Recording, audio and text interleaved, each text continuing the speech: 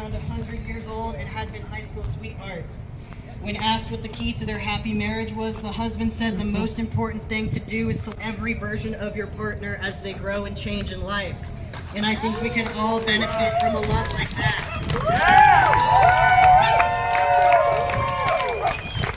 Now, y'all are about to hear my best friend JL speak in a bit. And you heard me say that I wanted to talk about what it means to support your community. So to do that, it's only fitting that I give you some examples of how my community has supported me. So I'm going to take you back to a very important moment in my life. In 2015, I started my social transition. I didn't have men's clothes. I didn't have a deep voice. I still don't. And I was so small the wind would blow me over when I was walking to class. I was trying to figure out how to express myself, and during that time I ran into JL. We had crossed paths a few times at GSA and our local church. I don't remember how we ended up driving around town that night, but I do remember telling her I was trans. This is where supporting your community comes in, because that very weekend she just took me to the mall to teach me how to shop for a suit. She taught me how to tie a bow tie, how to pick the right button down, and how to pick a suit style that fits my body.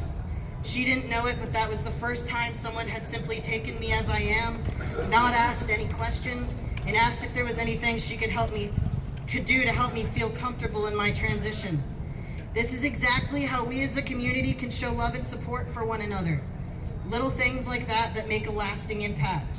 Little things that can fundamentally change a person's outlook on life. Another example, when I was a freshman in college, I spent every day with my friends from the Gay Straight Alliance. As many of you are aware, a huge portion of our community has experienced unimaginable hurt and or homelessness. I had quite a few friends whose parents did not support them. They threatened them, disowned them, and in some cases even stalked them after disowning them. So when it comes to holidays, family situations like that can make it pretty hard to feel joy. That's where our chosen families come into play. For those who don't know what a chosen family is, it is our family that consists of people who we do not have biological or legal ties to, but have formed a familial relationship with. Your blood may not claim you, but your chosen family always will. In my personal situation, though the road to acceptance was rocky, I was very fortunate to find myself in a mostly accepting family. When I told my dad about my chosen family having nowhere to go for the holidays, he cooked us each a Cornish hen and overnighted them to us. That week, we all had our own dinner together as a family. We were crammed into a tiny dorm with our tiny chickens, surrounded by our tiny family that we had built. This is what supporting your community looks like. The simple act of breaking bread with someone is one of the purest forms of love. To this day, I'll never forget my friend Thomas making us all laugh when he said he really felt like a man because he'd just eaten an entire chicken by himself. It's little moments like these that make a lasting impact. Because my community uplifts me, I want to uplift others, so I encourage you to do the same. Check in on your trans friends, uplift each other, get involved in your community. Especially now when the world is full of so much hatred. Surround yourself with those that make you feel strong. We can't all feel strong at the same time, so be there for each other when someone's in need. I know this has been an exhausting 3 months, but through our combined strength, we will get through this. We will not be erased, and we're not going anywhere. In the words of actress Alexandra Billings, we come from a family of revolution. So find your people and fight for them. I stand up here to fight for you, to fight for my best friend, and to fight for my little brother.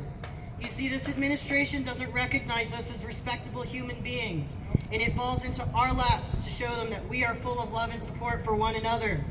Even though we are less than 1% of the population, we have the eyes of the nation on us right now. We have become the Republican Party's latest scapegoat. They need something to fear. They don't know us, so they fear us. Let us show them who we are. We are artists, we are accountants, we are engineers, we are students, and we are athletes.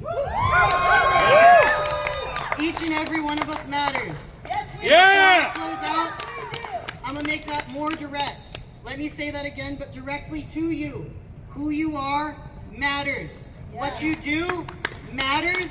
Yes. You are a human being worthy of love, respect, and acknowledgement. Yes.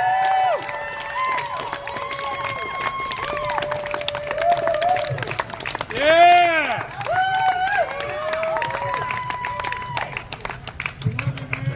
Can I hear another round of applause for Emmett? Yeah. Thank you, Emmett, for coming up and speaking. It's kind of scary to come up before a crowd of people that you don't know and speak to them. So, thank you. Gosh.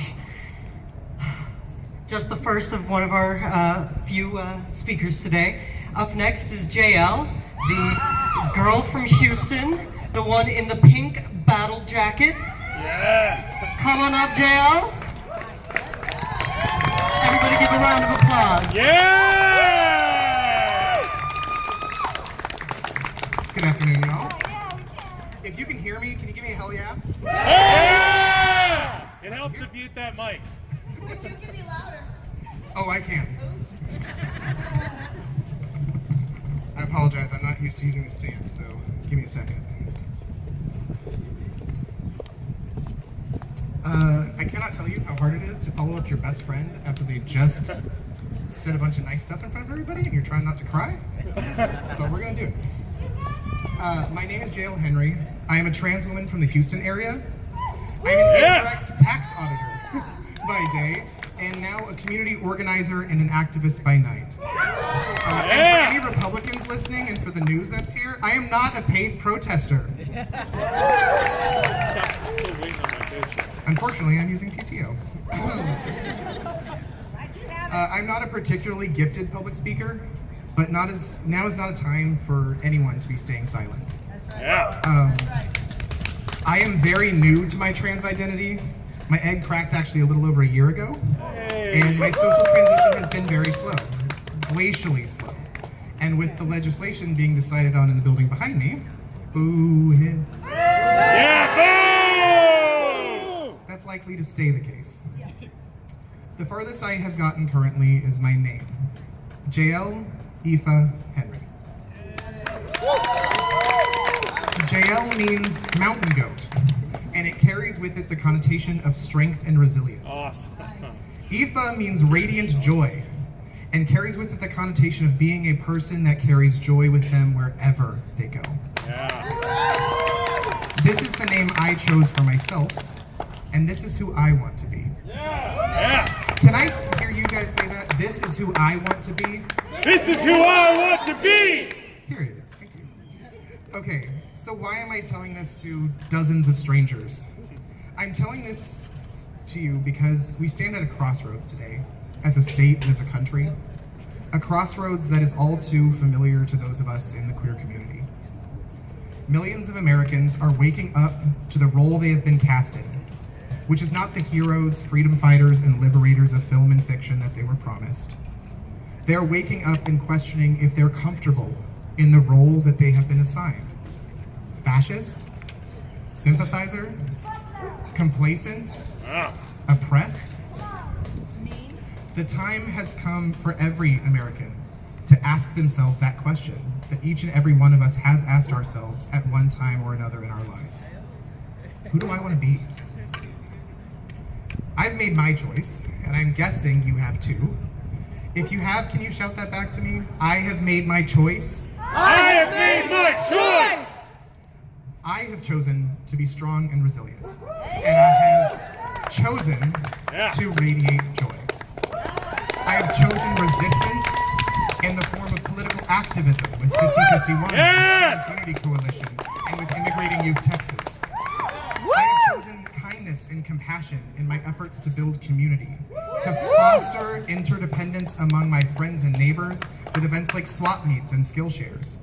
I have chosen to amplify the voices of the oppressed and to shout louder than the voices of the oppressors. Yeah!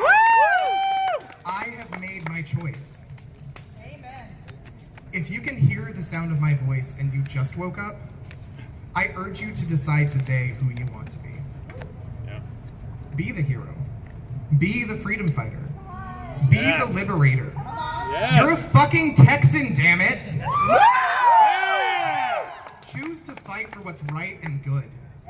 Choose your friends and neighbors over party and patriotism. Yes. Choose kindness and compassion. Choose to be who you want to be. You might not get another chance. Yeah. Tell those fascists that they may go to hell, but to stay the fuck out of Texas! Yeah. So how is that for an introductory statement? Great. As I mentioned earlier, I am an accounting professional. One of the things that standard accounting practices drills into your head is to always know the users of your reporting, to know your audience. Near as I can figure, I have 3 primary audiences listening to me today. The group I affectionately refer to as the queers and peers. Yeah. The hate watchers in the cheap seats, which I'm sure they're here. Yep. Say hi to them. Hi. And the man. Actually, speaking of, can I get a fuck Greg Abbott? Fuck Greg Abbott. Yeah, one more time. Let's do it. Fuck Greg Abbott. Oh, yeah. Oh, that feels so good. Thank you. I did a lot of fretting about how to write a speech that encompasses what I need to say to each of those audiences. What I ultimately decided to do was prepare a short message for each, rather than trying to reconcile my disparate thoughts. So if you will indulge me, I would actually like to address the hate watchers first. And if I may beg your pardon, I'm going to preach a little, because they need to hear it. Yeah. I apologize in advance to those that are here with religious trauma. I promise you that I wouldn't be saying this if I didn't feel like it was absolutely necessary. I stand before you today a proud trans woman and a Christian. And Yeah. I have to say that in both of those capacities, I am deeply disappointed in the behavior of many that profess the name of Christ. Yes. Especially those that have used their supposed faith as a weapon of oppression.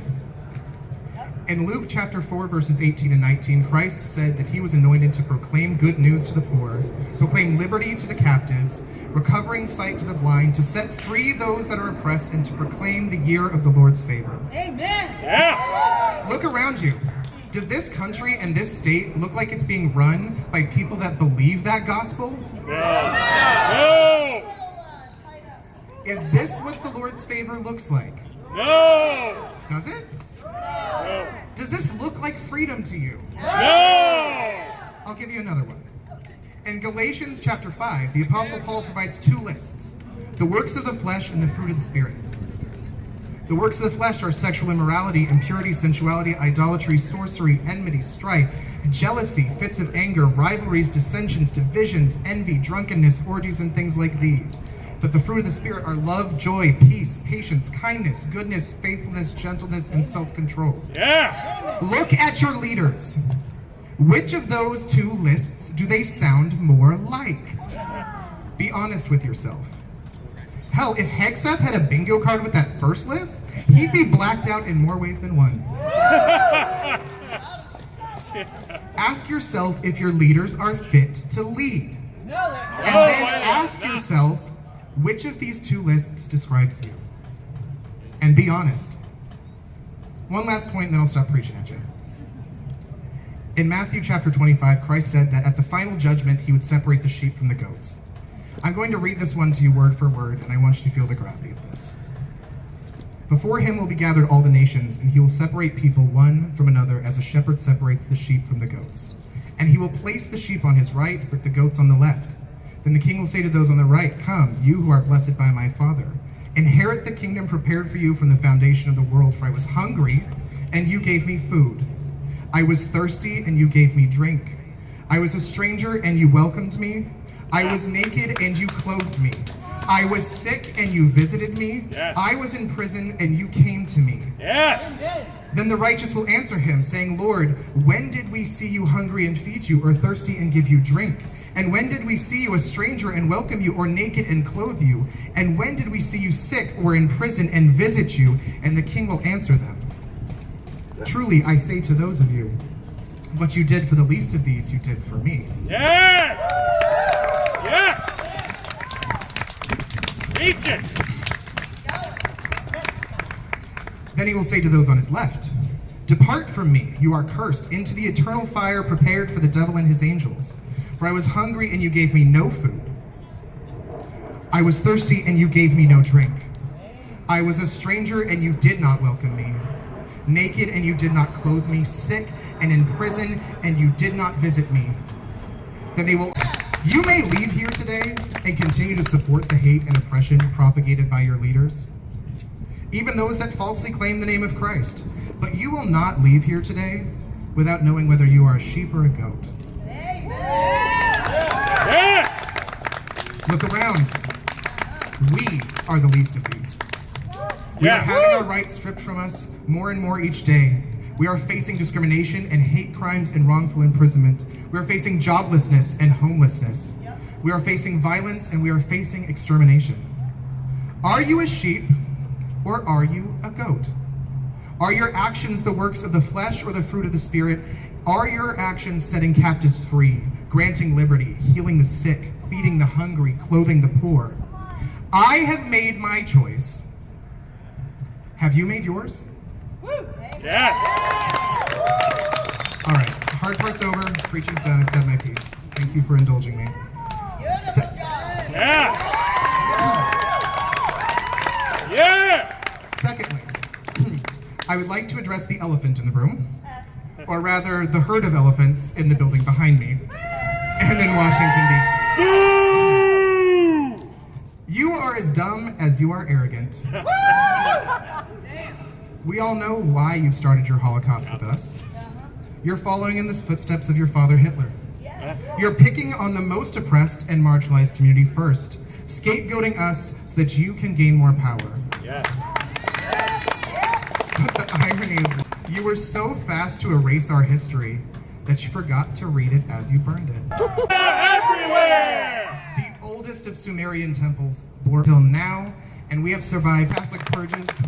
We survived the Inquisitions. We survived the pyres of the Reformation. We survived the Holocaust, and we will survive you. Yes. Trans people are in your family, in your neighborhood, in your church, at your work, in your schools, on your bus, and at your grocery store. Yes. You may succeed in stripping away our rights, and you may succeed in forcing us back into the closet. You've tried that before and you got your ass handed to you at Stonewall. Yeah. Lastly, I would like to address my queers and peers. Thank you so much for your time. I look around here and I see hope. Yes. We stand here united together on Transgender Day of Visibility, in the belly of the beast, speaking truth to power. Who can fucking take us? Yeah. Nobody. Okay, I don't think you guys heard me. Who can fucking take us? No. All right, we got this, y'all. We really do. When tonight is over and we pack things up and head to our respective homes, I want you to pack up some of that hope with you. I want you to plant it in your community and watch it grow. Community is how we get through tough times. We have to invest in each other and foster interdependence. We have to lean on each other and trust each other. Garden or hosting a swap meet, or have you made your choice? I know I have. Thank you. Yeah. Finally, JL, for your amazing words. You are right, we are immortal, and we are everywhere. Yeah. When I say trans, can I hear power? Trans! Power. Trans! Power. Trans! Power. Damn gay! Yeah. Everybody, I would like you to put your hands together for Nicole.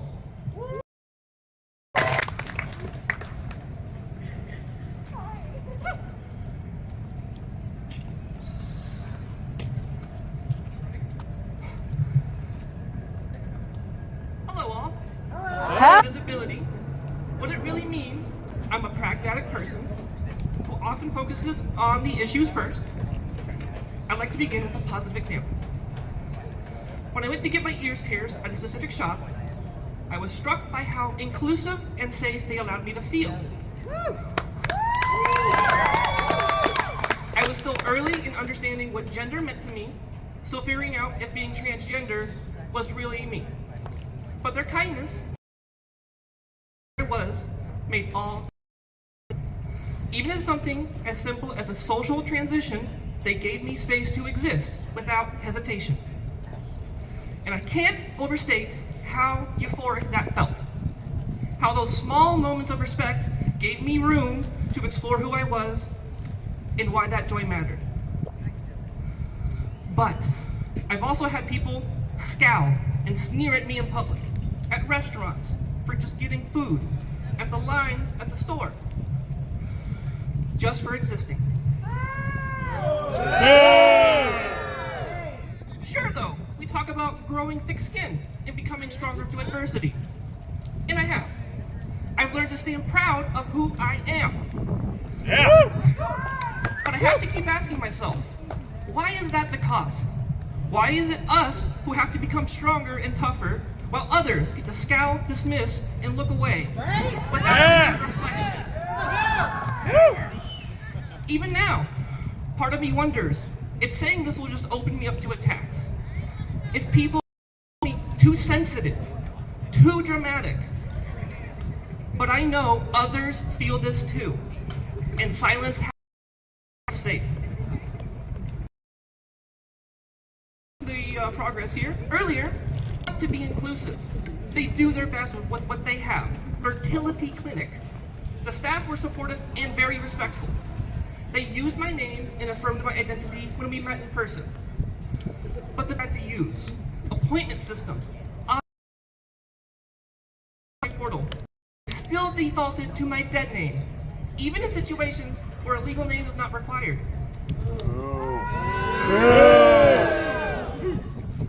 On its own though, that might seem small.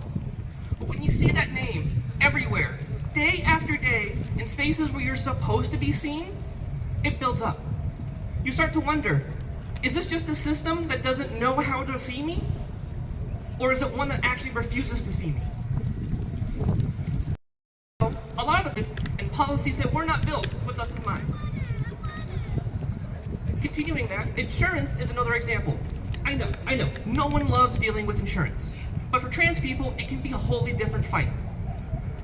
I've had claims denied for procedures that were already covered, even after my doctors provided everything required.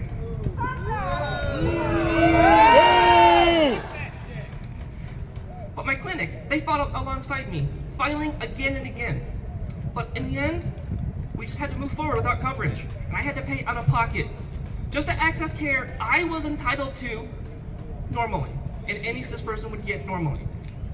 That's what I mean when I say that people can be wonderful, that people are trying to help sometimes, but the systems just don't let them help. But long before, oddly enough, what helped start that journey was a single sentence from my brother. Years ago, my brother said something that stuck with me. I want to be proud of the person in the mirror. At the time, I took that literally. I thought, well, if I feel uncomfortable, so I did. I poured myself into my career. I worked on my relationships, and on the surface, everything seemed to be getting better. Like I was improving everything around me, but still, I was missing a piece of myself. It was not until I started learning more about transgender people that something began to click. At first, it was just curiosity. I just wanted to learn and understand. Is that so complicated? But the more I read, the more stories I listened to, the more I saw myself in them. Slowly, I realized why the mirror felt so hard to face. It wasn't failure. It was not a lack of effort. I just wasn't seeing me. I was seeing a version of myself that I was taught to accept, expected to inhabit, but not the version that I felt inside. And just knowing that, even before taking any action, gave me something I hadn't had before. Clarity. With that clarity, I could finally have honest conversations with my doctors. I could explore what joy, comfort, and agency looked like for me. Not someone else's definition, but mine. And during all of that process of realization, though, it didn't just fall into place all at once. I mean, nothing ever does. Self-understanding definitely takes time, and sometimes reflection from unexpected places. One of the first moments that made something click for me came from, of all things, a fighting game.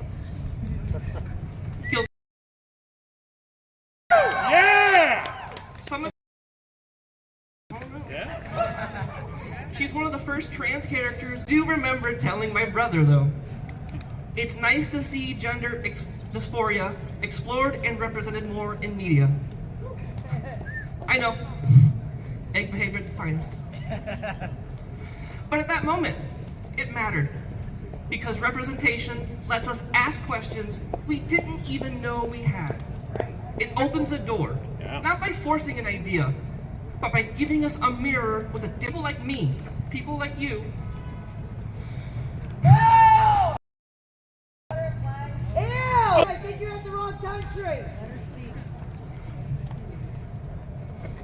But seeing just one character say, "This is who I am," such as Bridget, it can start a chain reaction that will change everything. But as y'all have just expressed, not everyone wants us to have those moments of clarity. Not everyone wants us to find that joy.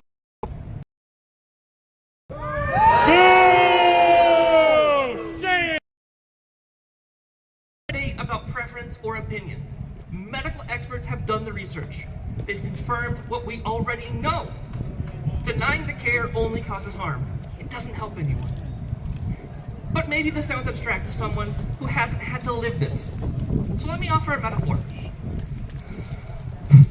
Most people, even if they're not car enthusiasts, know that oil helps an engine run smoothly. Now imagine you're handed a vehicle and no one tells you. But then one day, you meet a mechanic who cares. Someone who listens. They find a different oil. One that actually matches your engine's needs. No more stalling. No more choking at higher speeds. For the first time, the driver feels never had replacement therapy. Yeah! Yeah! I was handed a body and expected to just live in it with no questions asked. But when I finally found someone who cared, like that mechanic in my metaphor who was my doctor, it changed everything. My thoughts became clearer. My body stopped fighting me. I felt present in myself for the first time in my life. That's what gender-affirming care gave me. Not just health, but wholeness. Yeah! And I know I've talked a lot about systems, setbacks, and moments of clarity. But if there's one message I hope that lands today, it's this. It's never too late to begin. I did not come out young. I'm in my mid-30s now. And there were moments when I was worried I had missed my chance. Even 70s beginning the transitions. Finding happiness. Choosing themselves, maybe even for the first time in their own lives. Of course, age brings its own challenges. Not always easy. But as the saying goes, the best time to start was before, often pushes back. You are doing something powerful. Most people reflect on things, should I have done that differently? But you're doing something even more profound. You're asking, who am I? Really? That kind of introspection takes courage. It takes resilience. And the fact that you're doing it now, in spite of all the obstacles, the rhetoric, and the laws designed to silence you, that is powerful and beautiful beyond words. Yeah!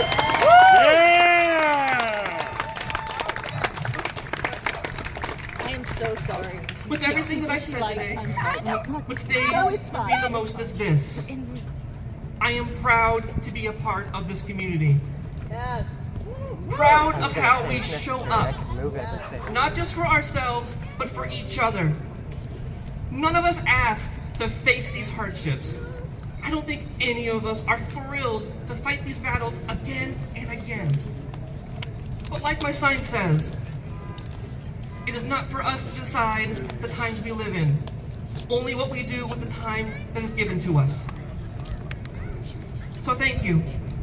Thank you for showing up for yourselves, for each other, for this moment.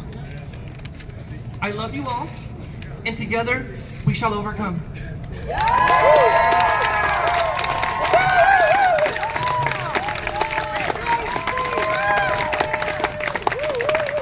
Yeah!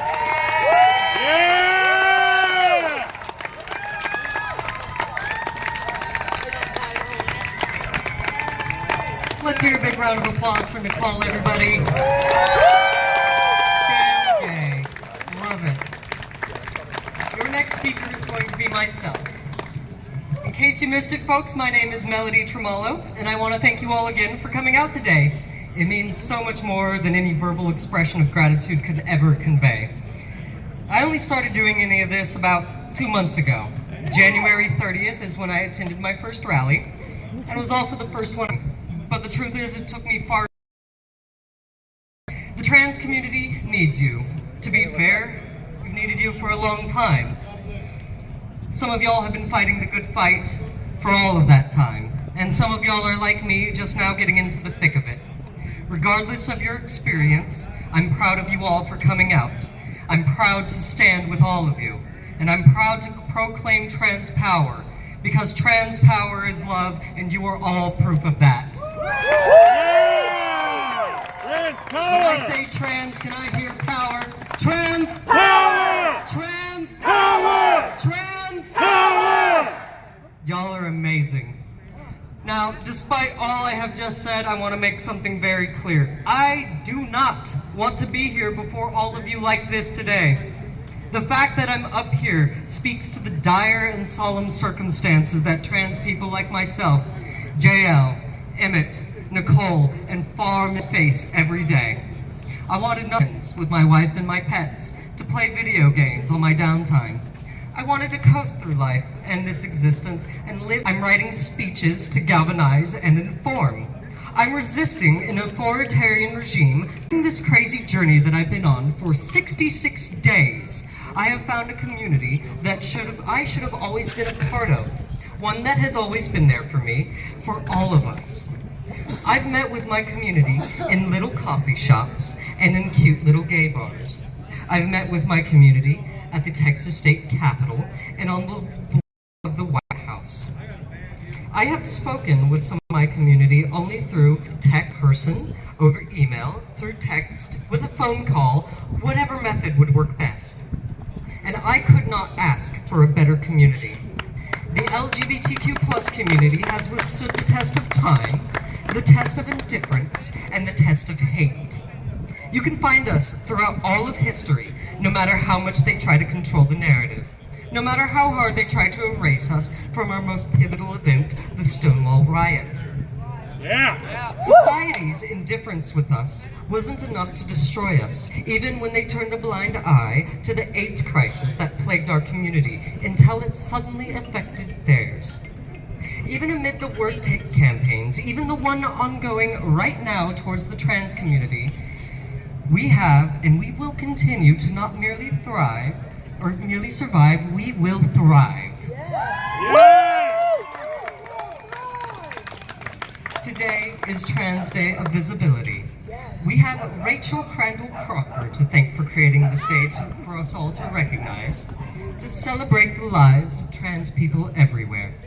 I'd like to celebrate and honor her contributions to the trans community. She came out in 1997 when I was but 4 years old and lost just about everything. Her first wife, her home, and her job. I know a lot of us have feared or experienced those exact same things when we first began to question, when we first came out of the closet. She came out during a time when the world was a lot less understanding than it is today. She co-founded Transgender Michigan with her now wife, and their contributions have enabled us to come out here today. Yeah! So thank you, Rachel Crandall Crocker, for all that you have done and continue to do. She has enabled me, however indirectly, to stand before you in front of the capital of a state graced with the take a moment to honor both Aaron Reed, perhaps the best by normalizing my community at a level where I can affect some real and Texas. Yeah! Doing great so far! The outlook for us is rather women are dying because they are denied the necessary health care that would save lives. And where's the money that should be going to public education? To fuck that. Yeah, fuck that. Instead of addressing the rising help anyone, much less I did say that I do know that it looks bleak. But that's not the future that I see panning out. It might get worse than it is now. It's always been the darkest before dawn, and sometimes the worst of humanity comes out before it can really be bad. After all that is said and done, though, love will prevail. Yeah! We've seen this with the lesbian and gay, and it will prevail again. Yeah! And safer to do so. Power, like the one behind me.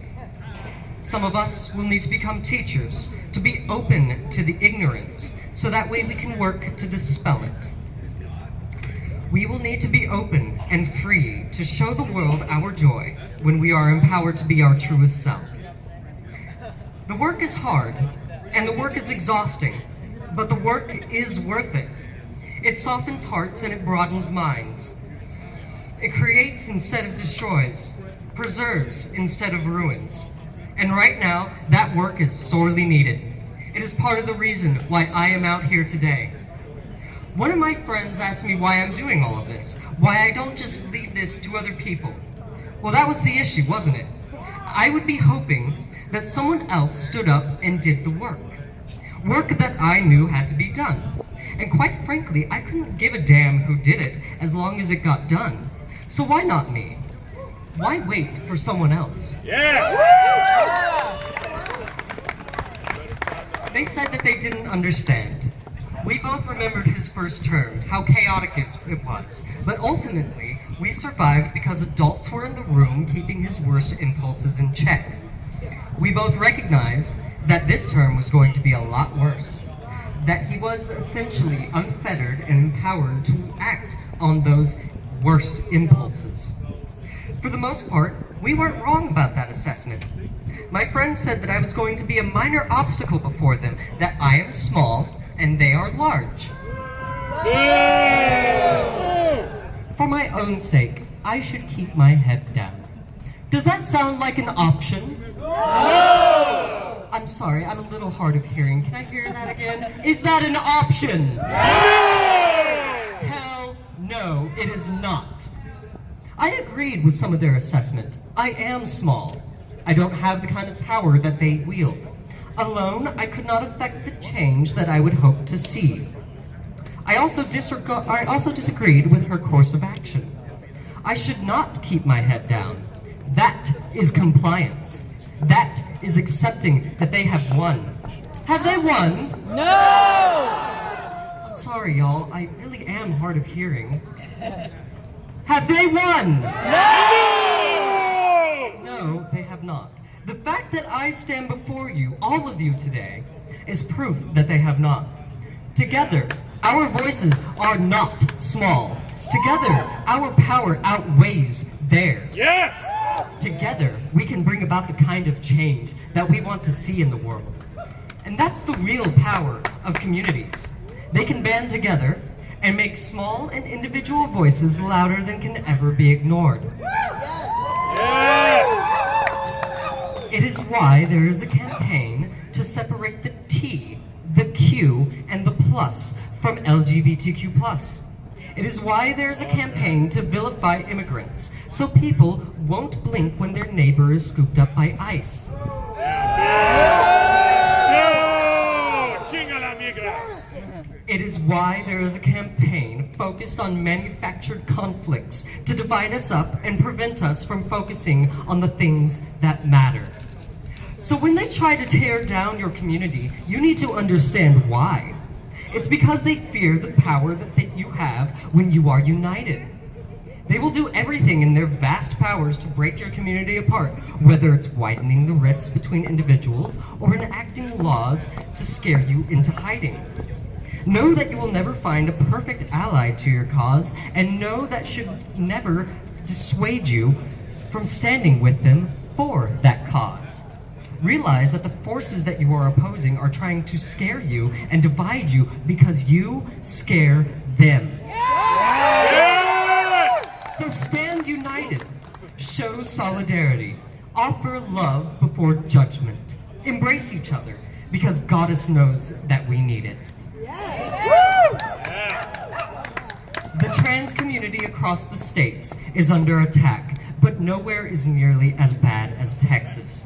To give everybody an idea of just how vehemently some of our representatives are attacking the trans community, I would like to point out that there are about 800 bills across the country that target trans people in some form or another.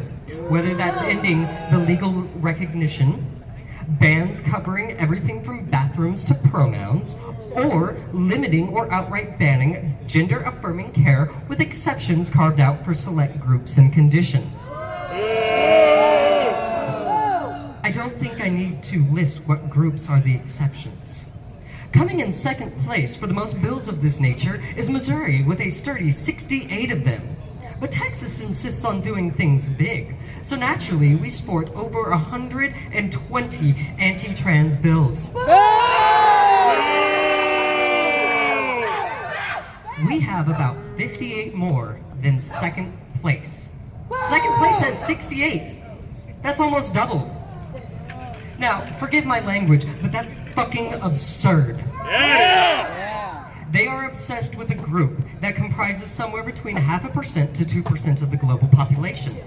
In Texas, there's an estimated 122,000 trans people out of a population of 31 million.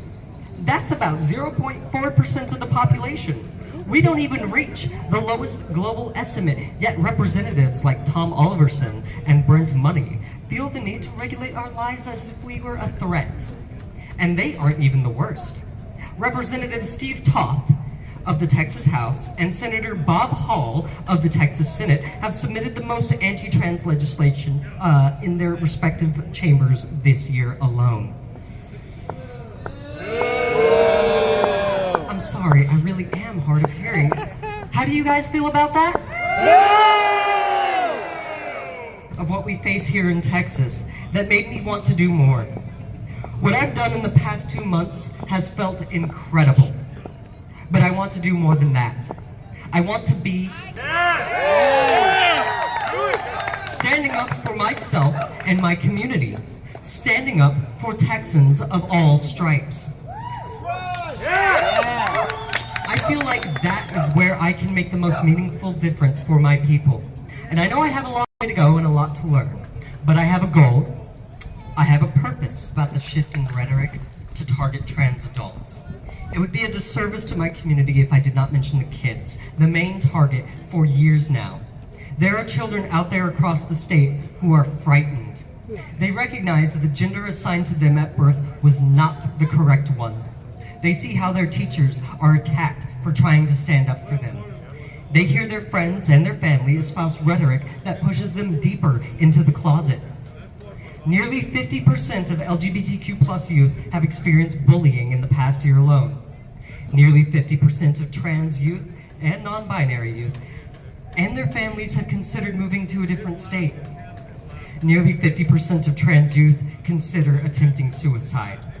And that number goes up for youth of color. 14% of transgender youth have attempted suicide. That's fucking tragic. That's what 120 odd bills in there are trying to do.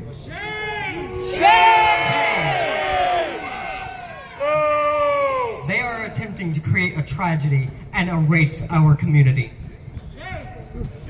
I went to Houston a couple of weeks ago to visit some friends, and while sitting in my car waiting outside the parking lot of a bookstore, I was approached by a little child with a tote and a phone in their hand. They couldn't have been any older than 12 years old. They started reading a little spiel from their phone, but they quickly stopped and looked up to see me.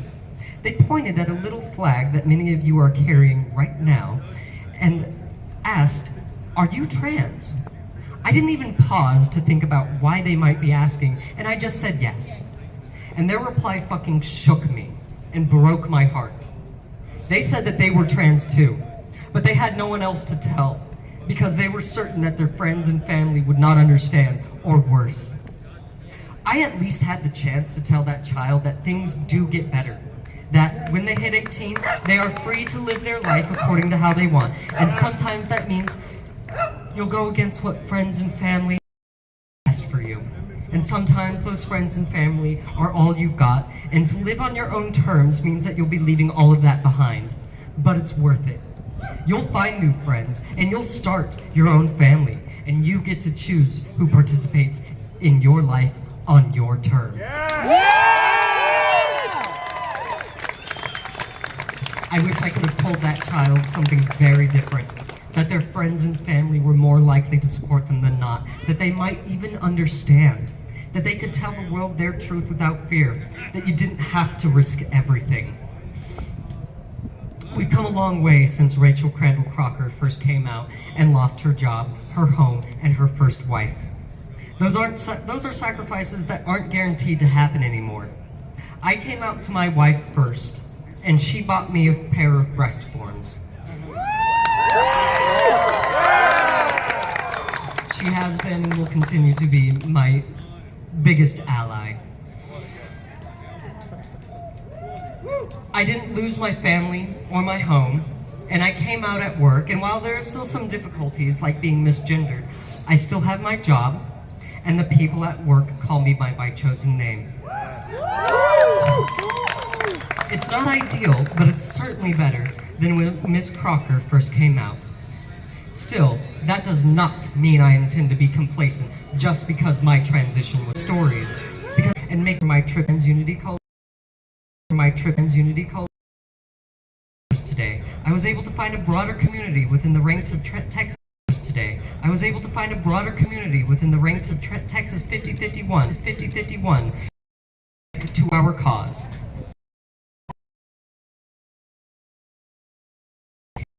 All out here today.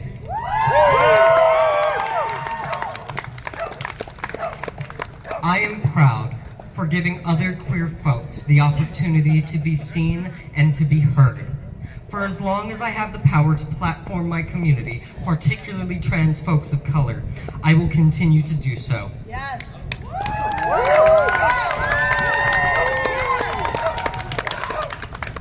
I will continue to explore ways to increase turnout, to keep y'all safe during these events, and make sure that the voices you hear today and in the future are diverse and reflective of your experience.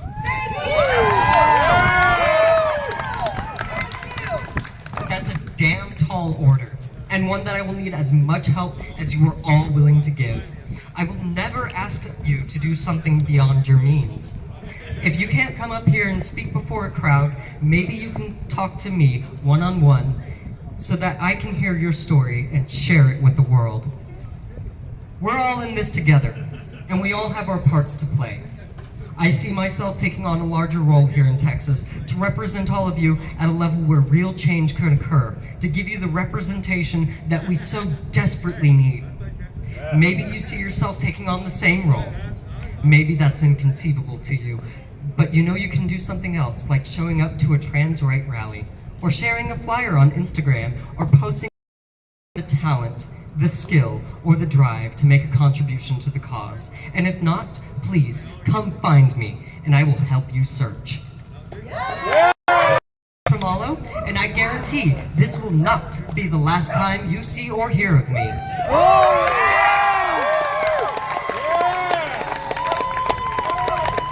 Speak. No? Okay. We'll give her a chance to speak later. Hunter Bledsoe, are you here? Oh, I think someone's coming up. Are you coming up? Hunter, if we could hear your voice today, we would be honored. Everybody put your hands together for Hunter Bledsoe.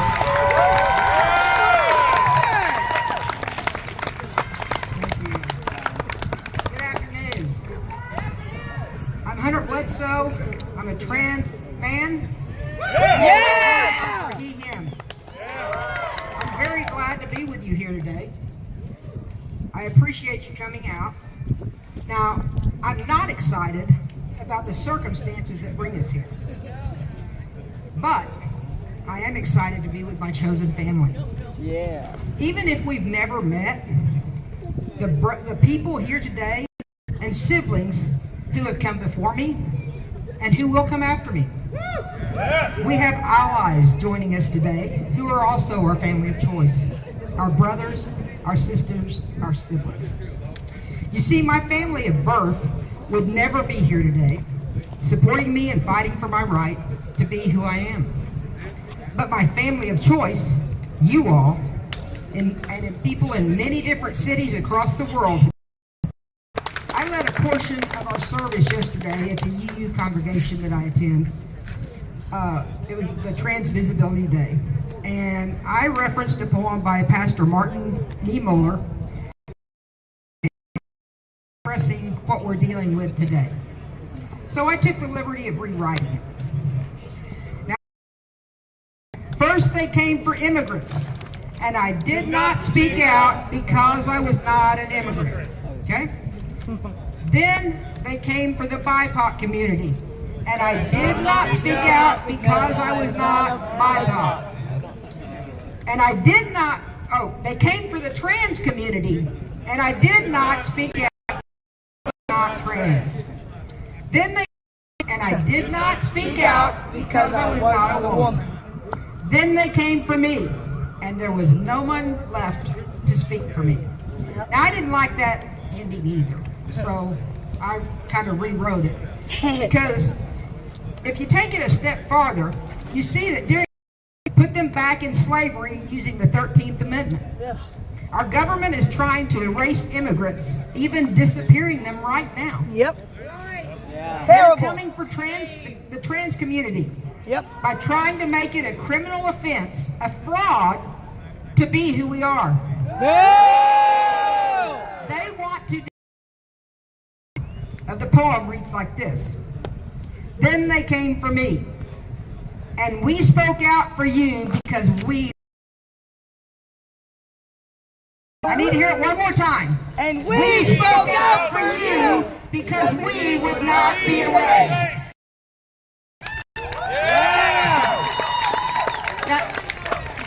Now, I know I'm preaching to the choir, and, we must fight. What others don't understand is that we know rights are not a pie. When I gain rights equal to yours, it doesn't make you lose any rights. It's not our job as humans to understand everything or everyone. It is our responsibility to respect others and their right to be. I don't know about you, but I don't have enough. I spend enough time worrying about myself to worry about a lot of other people, and I don't have the bandwidth to worry about somebody's got a different religion than me, somebody eats different than I do. I don't care. But when it comes to their beliefs infringing on my very right to exist, I don't have the luxury like me. I also know that in my fight, I have my family of choice right beside me. That's right! Never forget. What this means is when my family has someone trying to race them, I must join the fight. Yeah! You see, I was late in life coming out as trans. When I was growing up, when I was little, gay meant happy in the songs. Yeah. Okay? I didn't have any role models. I was raised in a very privileged middle-class family in a nice neighborhood. I never felt normal. I never felt like I really fit in.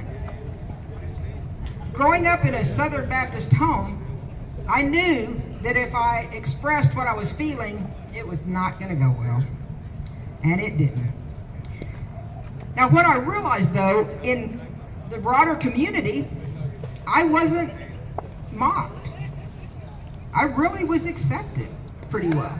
Yeah. So that was nice. But what I saw and I had a hard time with, I couldn't understand why gay men were being targeted, harassed, and bullied, especially during the AIDS crisis. It was around 2002 judgment was about, but I realized I couldn't stand on the sidelines anymore. Good for you. You see, I lived in Florida at the time. I was a coach across the Intercoastal Waterway, and they fly flags across the bridge. Well, we wanted to fly flags, our rainbow flags, over the bridge during our week-long celebration of Pride.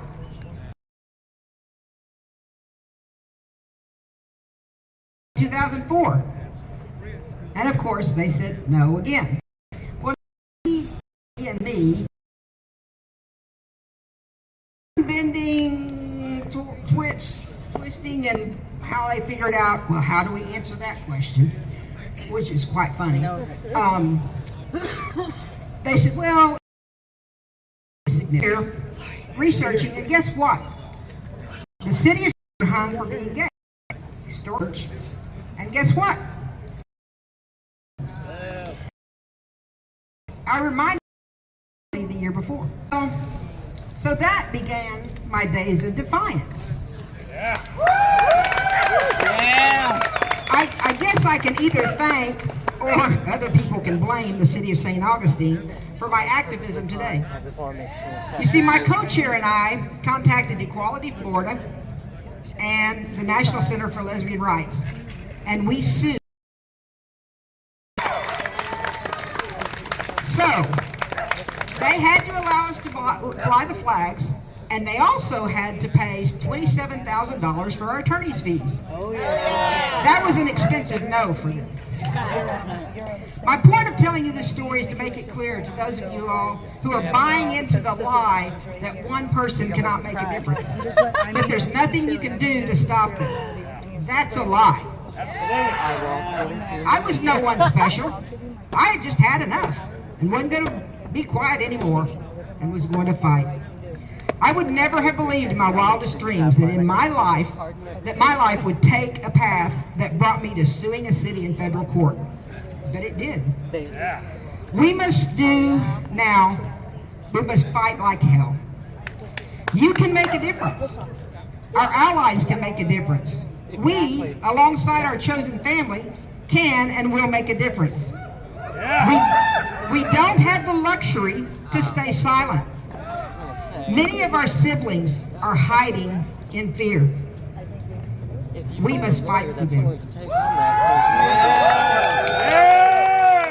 You see, so many cisgender people sit around and wonder what they would have done in Germany during Hitler's reign of terror.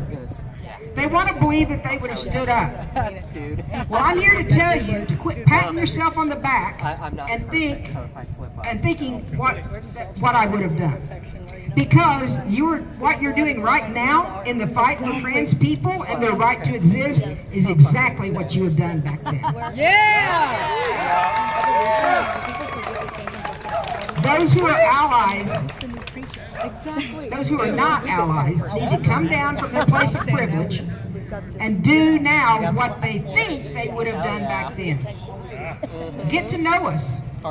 Learn to love and respect us. We are some of the funniest, bravest, most loyal and loving people you'll ever have the chance to know. We are human beings living on the same planet, and we deserve to be free.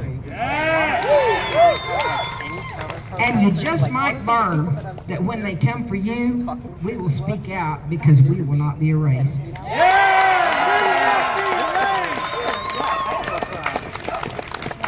So on this day of trans visibility, may we all look around at our siblings and our allies, our family of choice, and see and know that we are loved, and let those people know that you love and care for them. Right now, I want you to take just a second. I want you to look around into the eyes of other people, and I want you to tell them, I love you, and I care for you, and I will fight for you just the way you are. I love you, I care for you, and I will fight for you just the way you are. Okay. thank you. But you know what that could mean to people? Yes. It may be the only time today, this week, or this month that they've ever been told they're loved just the way they are. So I end with this. Yes, we must stand and fight together. We must not forget, though, to remind the people in our community, in our circles of allies, that they are loved and appreciated and needed. We must fight who we must fight, and we must love even harder the people that are joining us in the fight. Thank you, and I love you. I will fight for you, each and every one of you, just the way you are. Namaste. Thank you.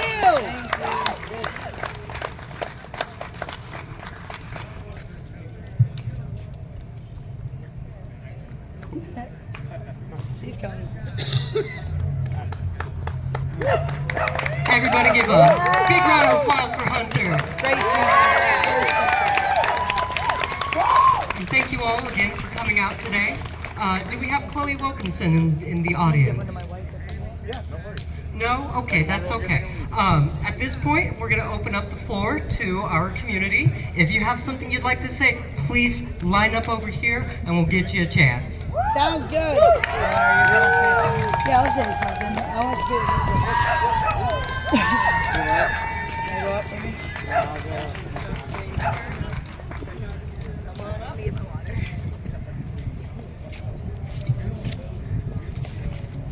I'm a 74-year-old straight guy. I have a beautiful trans son, married to a beautiful woman standing over here. I want you to know that you are not alone outside your immediate community. We heard earlier today about making connections to everyone that you meet.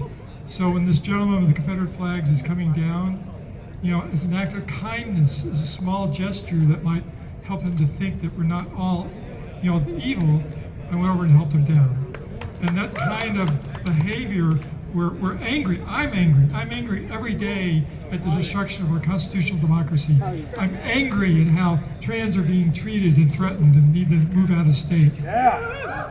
But there's things you can do to connect to a larger community. You can call your friendly legislators, Democrats, every day and give them words of encouragement.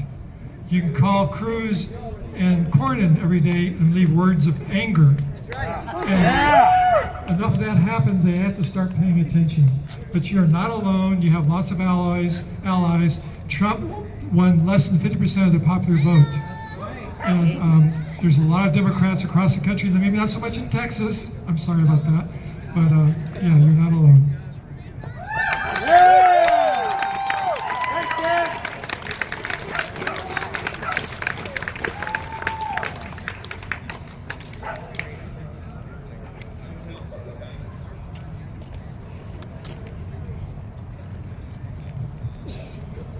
Hi, I didn't really prepare for this speech, but I came out here.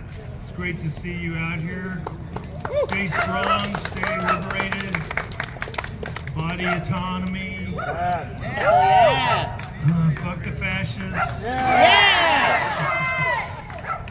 We don't need a government of minority in Texas. Hell yeah. So, please get out and vote next time. And it's coming up, so get ready. But anyway, I just wanted to say, I'm going to go down the rabbit hole of trans and LGBT history in Austin. I've been here since 1983.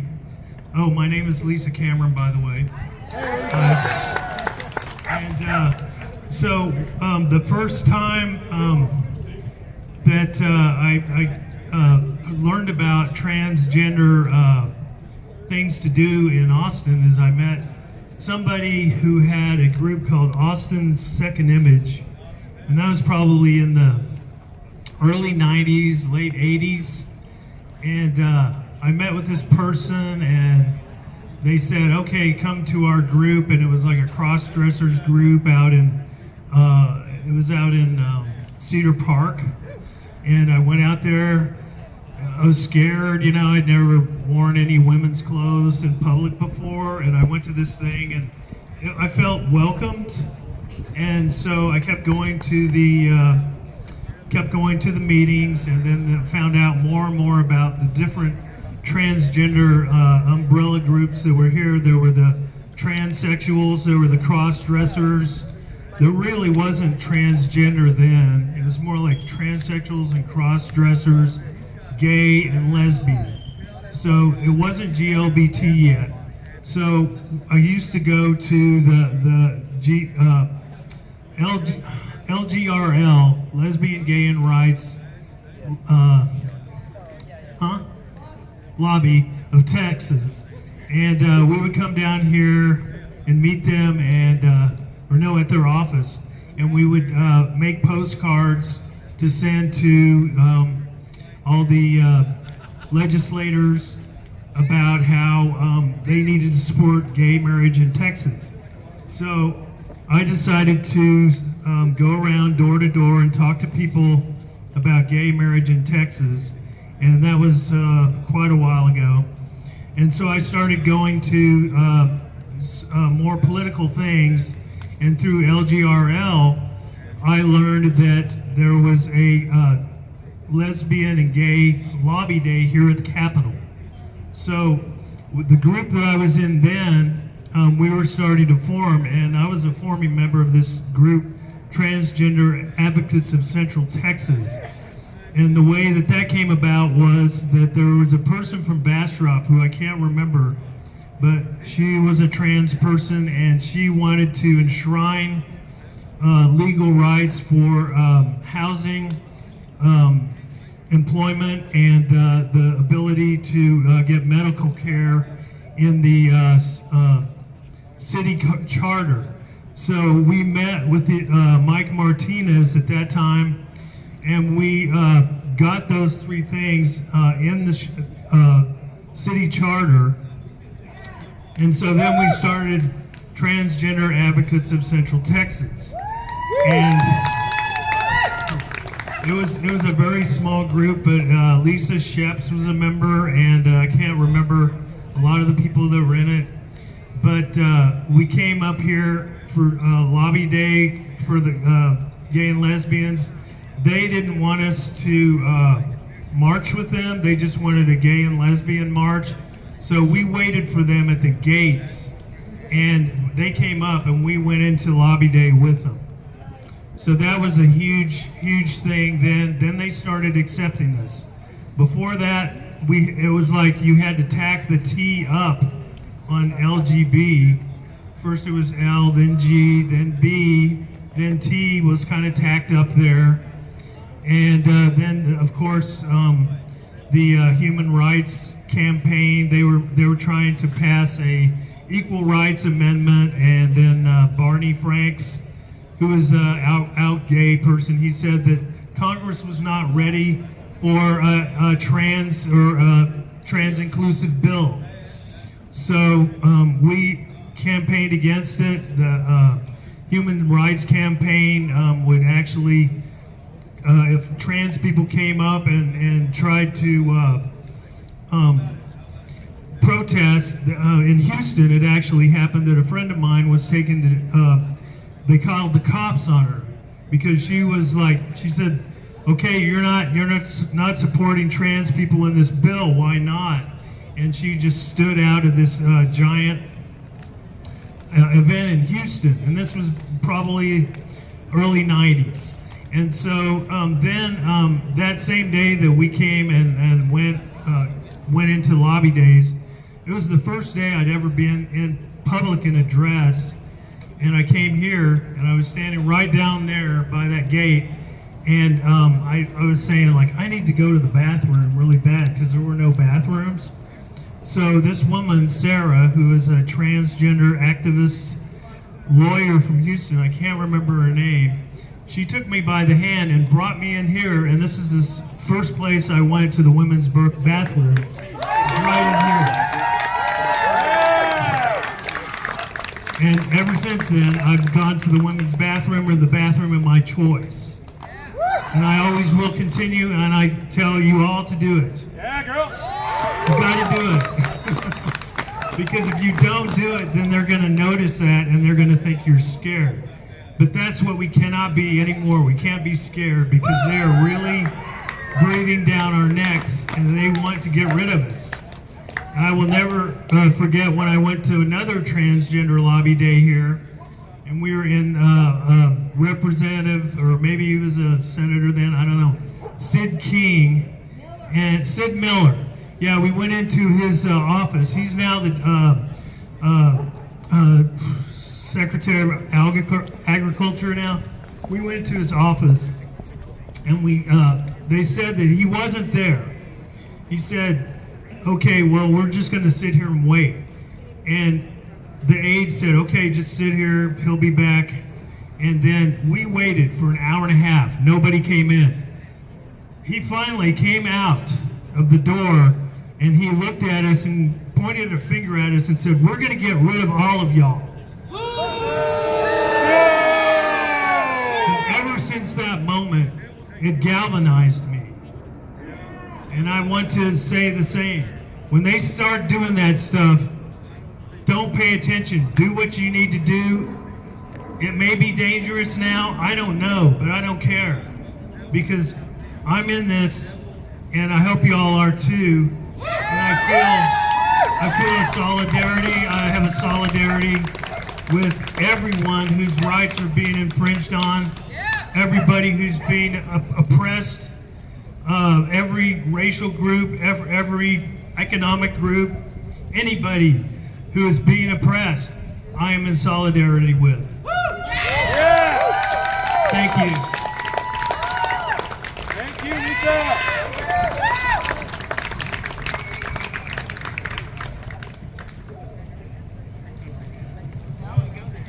Great job. Let's give it one more time with Lisa. Yeah, Just real quick, because I do know how much work it takes to even organize something like this, between the emails that have to get written, the send-outs, you know, it's a lot of work. So let's give one more really loud shout out to Melody for putting this together.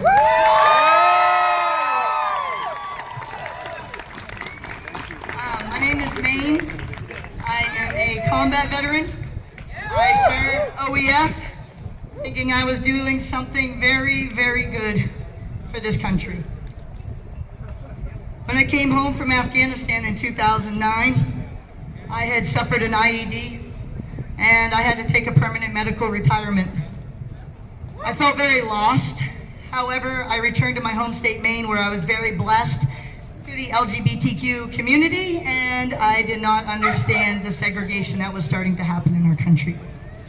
I was very blessed to have a very welcoming environment, and so when I returned to Texas, this is where all the friends I had served with in the military, a lot of them were still here, and I ended up coming down here. And feeling that hate, feeling what I served for, I started to feel very lost. I used substances for over 2 years, and I was literally trying to kill myself through the use of using. I did not feel a purpose, and I do know what it is like to feel without hope. When I listened to the speakers today, there was one word that kept coming to mind: hope. Real quick, let's just do a quick 360 and look around you. This is hope. This is light, and this is love. This is what it looks like. What I wanted to share was, I'm just kind of free in this this time. I'm usually just the hype person, like, let's go! And one time, let's just do, hate will make us great. Hate will make us great. 3 times. Hate will make us great. Hate will make us great. Hate will make us great. Yeah. You feel that? That's called momentum. I believe in spirituality. I believe in energy. I think that when we all come together, and I've been coming to these protests almost every Friday and Saturday that have been going on. I was here for the veteran one. I'll be here next Saturday. Show up, huh? Show up. Right now, when I look around, I feel more empowered than I ever felt holding an M4 in fucking Jalalabad, Afghanistan.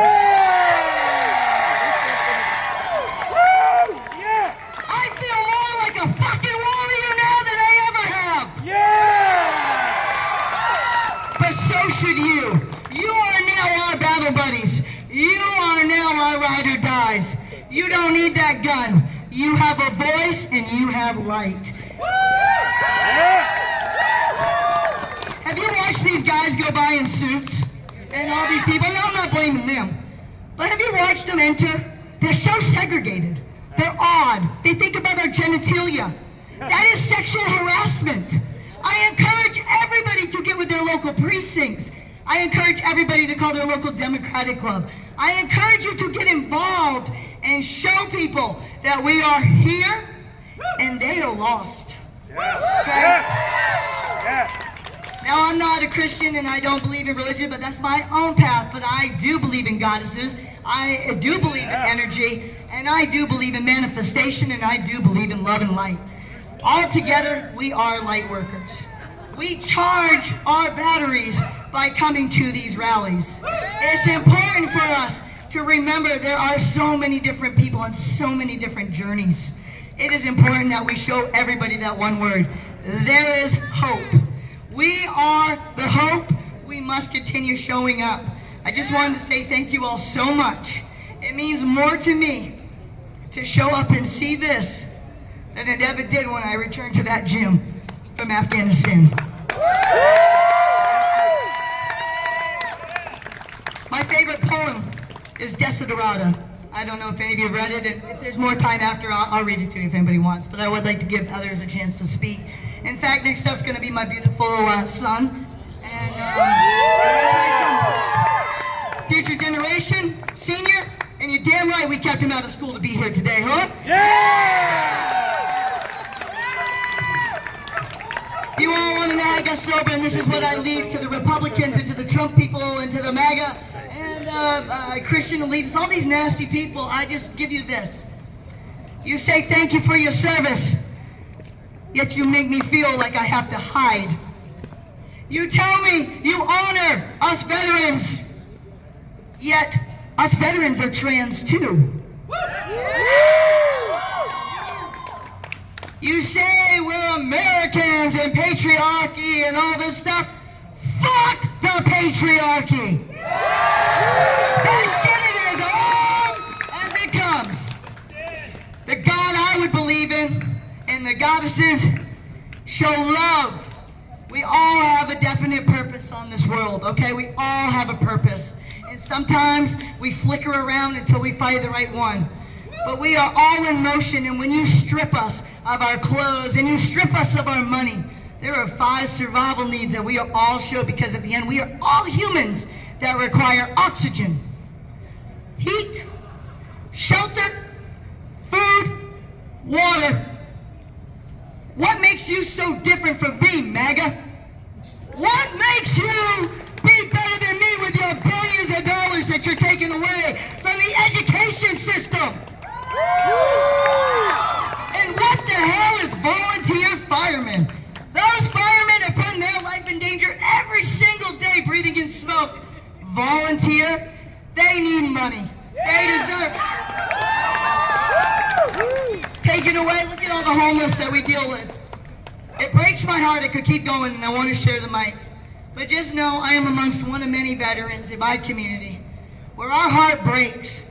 And I know that we thank you, all of you that may not be a veteran but are a supporter, because right now our democracy is being torn apart.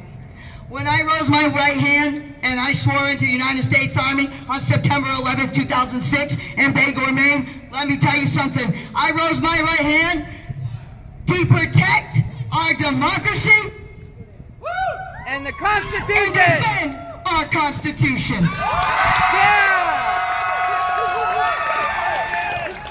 Don't any of you ever forget we came into this world alone and we'll go alone, and the things you got in your memories, go in the right bathroom that you want to be in. If somebody looks at your genitalia, get the phone out and say, you just sexually harassed me. Use your knowledge. You use it. We are beautiful souls, and we are trying to sprinkle kindness everywhere. Keep doing your work, and without further ado, all the speakers, thank you. My beautiful son, Aaron.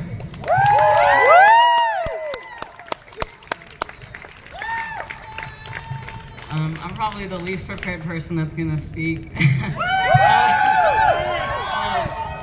But I guess I just wanted to, when I figured out I was transgender, I was in 6th grade, and I only had one person to tell, and she really helped me out and just gave me a space to be myself. And I'd always struggled with mental health throughout all my life. Throughout, like, you know, I had gone to counseling for 6 years and done anything, and community has been the most important thing, and it always will be. And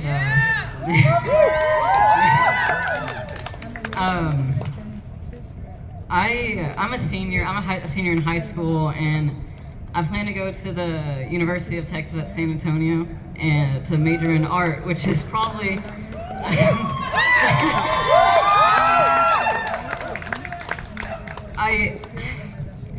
I think the importance of art is it's our history. If you look at the history of humankind, there's ceramics, there's transcripts, there's, you know, the cave paintings left on the walls.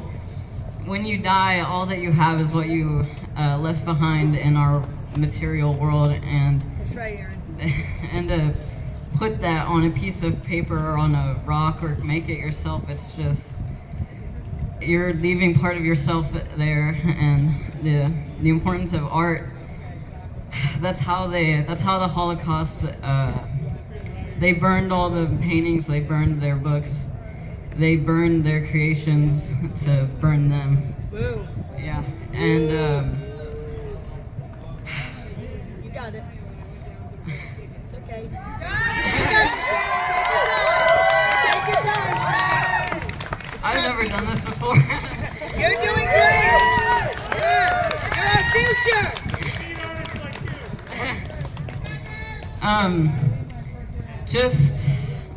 Just remember the importance of art. Remember that, you know, kids are afraid to talk.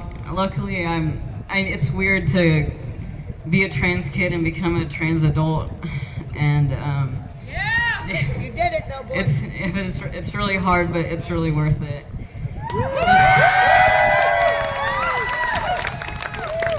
And it's weird because I feel like sometimes I feel like I don't fit into the trans community, and maybe it's not about coming together as a trans community. Maybe it was never about like our shared interests or anything, but more about like our shared interest to survive, and just anything beyond that. It becomes hard to make friends, but it's important to come together. I don't know. I just throw things to the wall and see what sticks. You know what I mean? So that's important. You gotta keep doing that. So I don't know what more I have to say. I just want to really put in the importance of art and really look at all the art you can, and just dissect everything, because that's all you'll have, and when you die, you'll just have what you left behind. So I want to give it to the next person now. I'm done talking. Thank you. Oh yeah, my name is Aaron. I don't know if I said that, but here you go.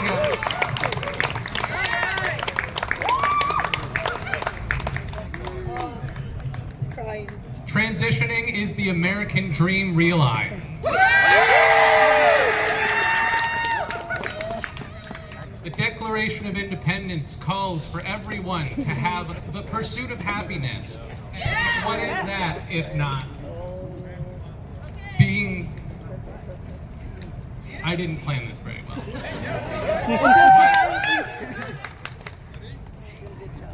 It's the First Amendment of the Constitution, freedom of expression. You did good. Thank you. Here we are expressing ourselves, and they want to stop that. That is not constitutional. That is not the America I learned of when I grew up. And that is not the America I want to live in. No! My name is Talia. Thank you, everybody. Yes! This is Giga. That's all I had to say.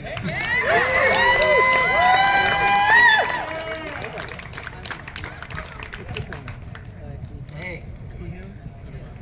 Hugo, who kind of spur of the moment, but I remember being a weird little girl.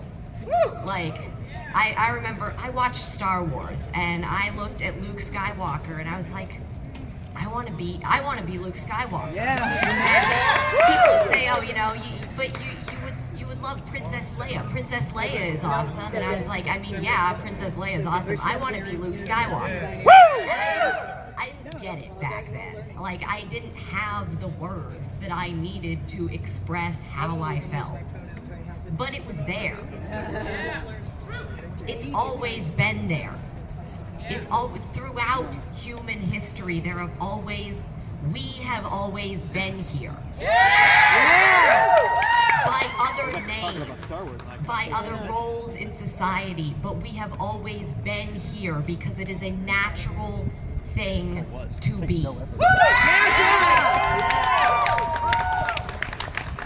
I don't have that much to say, but I do have this one thing. No matter what you do, no matter what people say, what legislation they push, our love for each other needs to outmatch their hate for us. No matter how angry you are, you must love your trans siblings with that much ardor.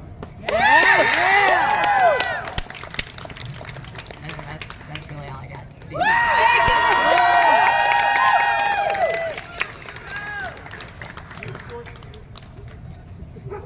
Hello, my name is Brooke, and I'm cis. I've never really questioned my identity that much, but I do have a lovely trans girlfriend. And she's had a lot of religious trauma, and I know that a lot of you probably also have religious trauma. But me, myself, I'm a Buddhist. I come from a long line of Buddhists, and I even have aunts who have dedicated their lives to Buddhism. They are nuns at temples, and I know that in Christianity, many queer people struggle to find something that they can relate to. They look at their God and they don't see an image that reflects themselves. Buddhism is a bit misinformed here in the school system. They tell you we're monotheistic. We're not. We're polytheistic. And one of our gods, who I am wearing her image currently, her name is Quan Theombo in Vietnamese. She's trans. She is the goddess of love, compassion. She is the goddess of medicine. She was originally a male Buddha, but we regard her as the mother. She is the mother who we look to find love, to find compassion, to find health. And you don't have to believe in religion. You don't have to believe in your God. You don't have to believe in my God, but to know that there is someone out there that does believe, and we worship someone just like you. We worship a God who is just like you, and in my religion, we believe that everyone has the possibility to become a God. We believe that if you do good things in your life, eventually you will become a God too. You are the God of your own universe. That's right. Oh yeah. That's beautiful.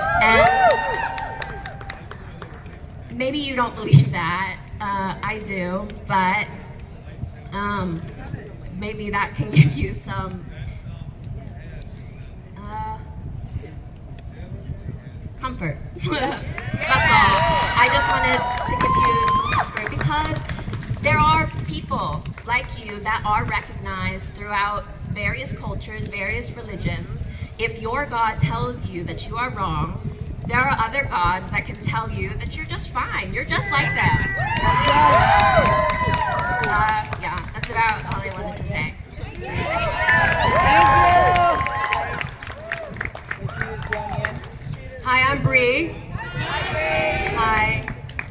I'm trans, I'm visible. We're all visible here. We're gonna show them that we're not going anywhere at all. We're not going nowhere. No. And they're so obsessed with our genitals. Like, oh my God, like, why are you so obsessed with our genitals for? Like, it's ridiculous. Yeah. Like, mind your own business. We're, you know, like, it's just ridiculous. Like, what they're doing. And I don't know if y'all saw this video that's been going around, that's been shared like everywhere. You know, the APD slammed down a trans woman on the ground, and they're lying. APD on the news, KXN, all these corporate news stations are lying. They're liars. What we saw what happened. I was there. I'm a trans woman myself. I was with my my friend Lizard King. We were there. We saw everything that happened, and then not only that, but what happened in Los Angeles? They shot. LAPD shot a transgender woman as well. These police officers have biases. The politicians, they all have biases towards us. They hate us. The police are the oppressors. They've always been the oppressors.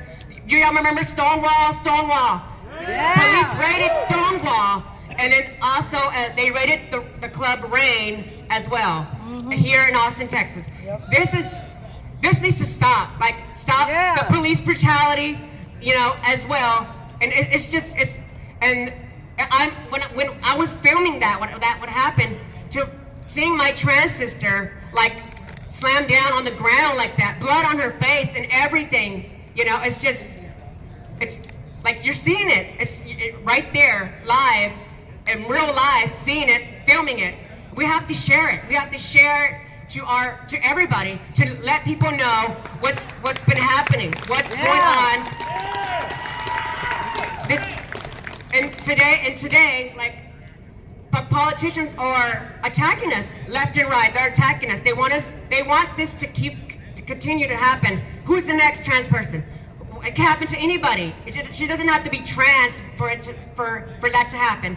She could be black, brown, person of color, you know, a woman. This can happen to anyone, you know, anybody. This can happen to anyone. And this needs to stop, you know, and they need to stop attacking us. They need to stop worrying about our genitals. They need to stop worrying about what restroom we go to. Just let us live our lives. We want to live our lives. We want to pee. We want to pee in peace. You want to pee in peace. Leave us alone.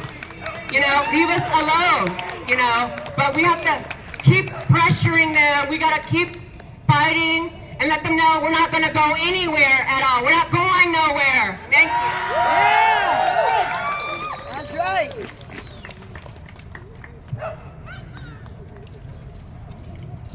Hi.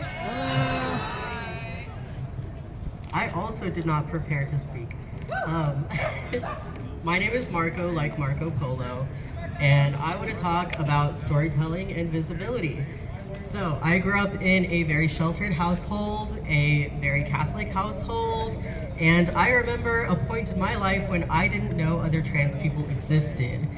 The first time that I heard of somebody like me was a character in a book, and I held on to that book. I would check it out from the library every single time, repeatedly, just to go home and in the middle of the night open those pages and make sure that I saw correctly that there is somebody like me somewhere.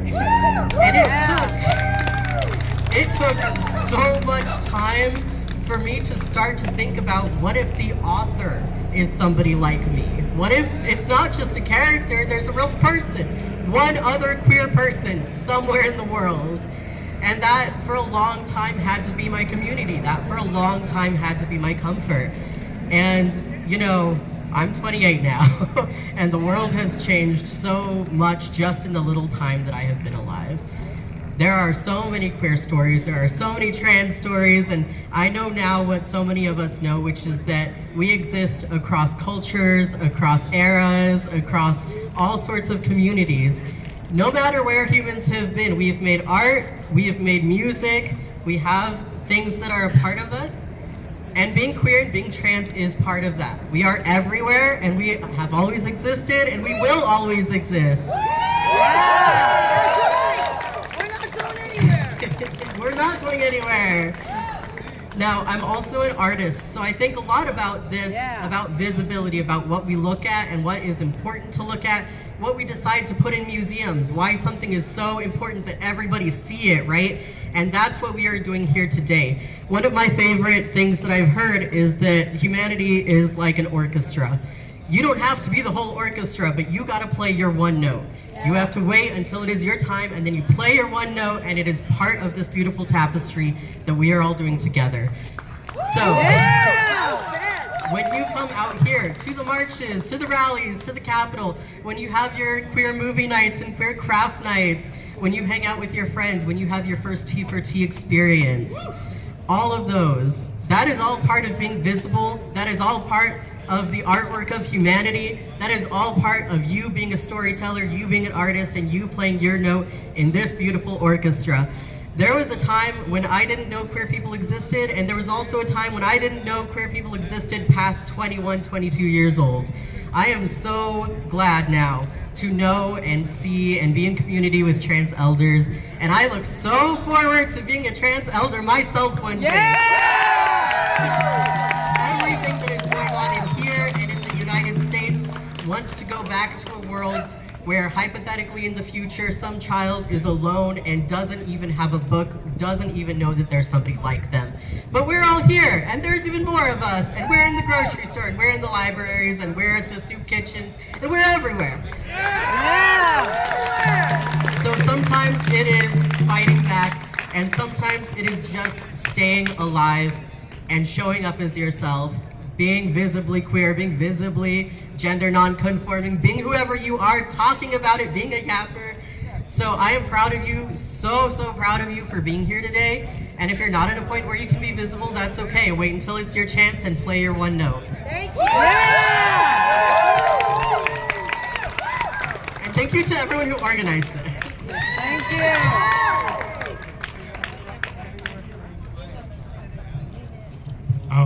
Yet another cis speaker here, so I'll keep it real quick for y'all. It's my name is my name is Bear. Pronouns are they, them, and Dad.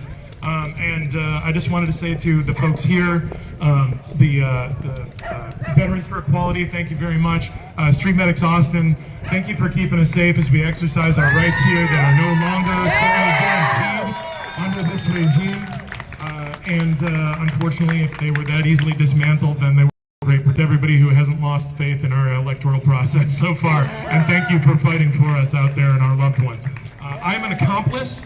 I don't call myself an ally because that implies that you're not willing to go as far as you need to in order to protect the people that you love. And I love all of you with the unconditional love of a parent who's not a piece of shit. It's not a high bar to clear, but there's a lot of them out there who don't. I just wanted to say that I love each and every one of you. If anyone needs a hug, I can give you a nice, long, healing hug for both of us involved. So come up and find me later if you'd like. And to the rest of us out there, the rest of us calling ourselves allies, we need you to be accomplices. We need you to go out there and do the fight in the streets out here with us. I'm not advocating violence, no.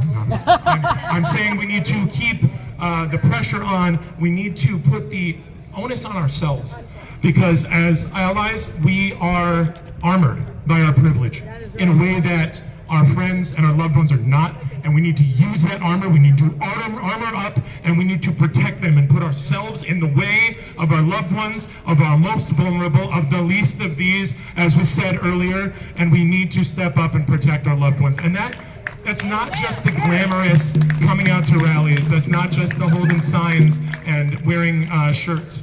It is the everyday practice of making yourself a person that is available, that is a person that other people see as a friend, as an ally, of acting in kindness and wearing your pride for your loved ones on you as well. So wear those shirts.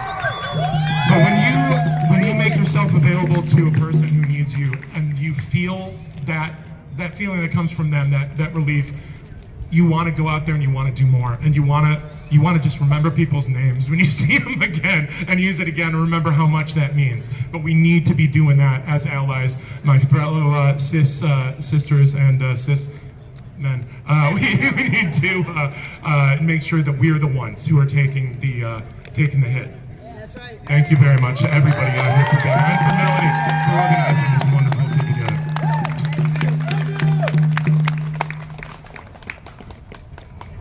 Hey y'all! You guys are beautiful and amazing!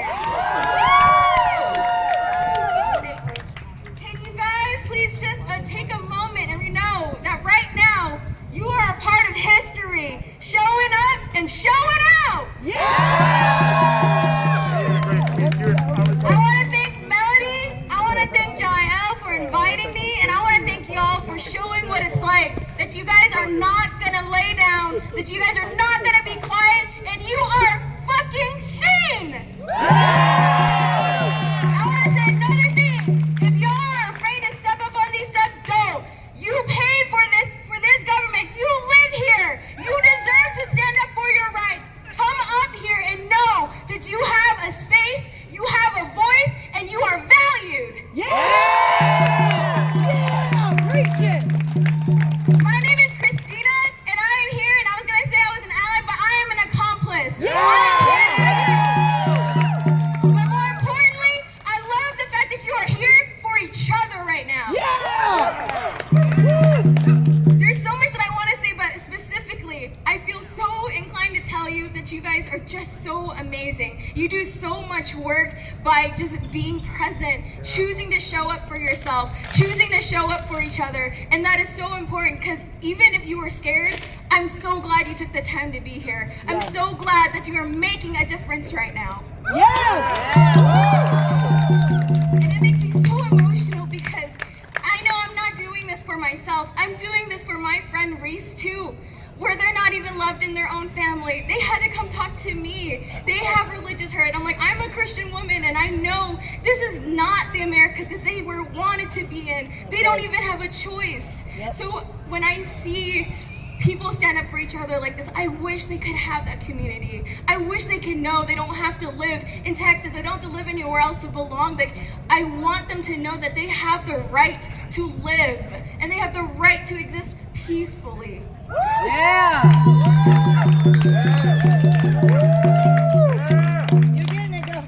And right now, the fact that you guys are standing up here, I know that you're gonna stand up for immigrants. I know you're gonna stand up for those who are being oppressed. I know you're gonna stand up whenever you see someone on the street and they're being bullied or harassed. I know the last thing you're gonna think about is race. I know the last thing you're gonna think about is finances and whether or not you have the ability to help someone. You're just gonna do it. And you guys should be so proud of yourselves right now.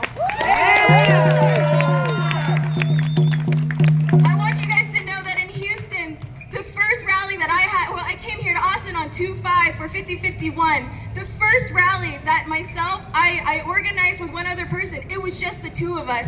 We had 500 people show up. And so the fact, Melody, that you've been doing the 66 days, sometimes that's 66 days longer than you would have imagined. That's 66 days longer than anyone else. But I'm also here to encourage you all. It doesn't take anything except for you, maybe your best friend. All it takes is those two people. It just takes you willing to talk about it. It takes you even doing it afraid. You can do this. We can do this together. And I know this is a simple phrase, and it's for the people who are listening or the people who aren't fucking listening inside. That's right. I want you to chant this with me. I know it's very simple, but I want you guys to say, trans rights are human rights. Trans rights are human rights. Trans rights are human rights. Trans rights are human rights. Trans rights are human rights. Trans rights are human rights. Trans rights are human rights. That's amazing. I want you guys to know you are allowed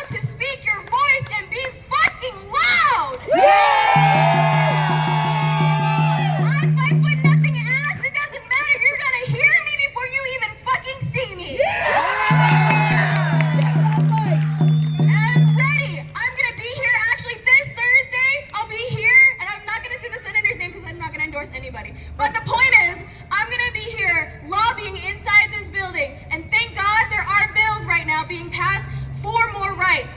And I want you guys to know you deserve to be inside speaking up, saying your rights too. There's nothing anybody can make you be afraid of. That's right! Keep going!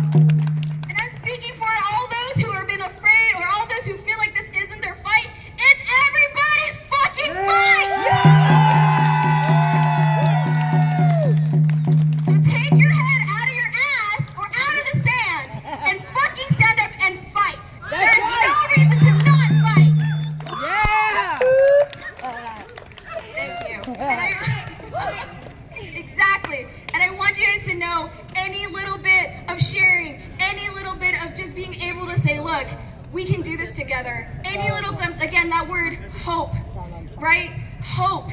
Don't lose hope of that. Please don't. You guys are so worth it because you guys are the ones intentional. You are the ones right now. And you know, if it just takes that one conversation, it just takes that one moment. You say, hey, I know it doesn't seem like much, but we're doing something so that I know that I can stand up for the next person next to me. And that goes for accomplices, that goes for trans, that goes for anybody else, any race, anything. The fact is, you are doing it. You guys are doing it right fucking now. That's right! And after this is all over, just like my beautiful friend Jael, she's such a bad bitch. Look at her battle jacket. Look at her battle armor. Yeah. Right? Where you get to put this on your heart as a battle armor moment. That you get to put this on your heart that you showed up today for this battle. Right? That's right. The war may be long, but we're gonna fucking keep battling. Thank you guys for welcoming me. Thank you guys for helping, and just thank you guys for being so loving towards one another. And I hope you guys know you are seen. And I just want to do one last chant. I'm gonna say I see you, and I want you to say I am seen, okay? I see you! I am seen! I see you! I am seen! I see you! I am seen! I see you! I am seen! You guys are fucking beautiful. Have a great day.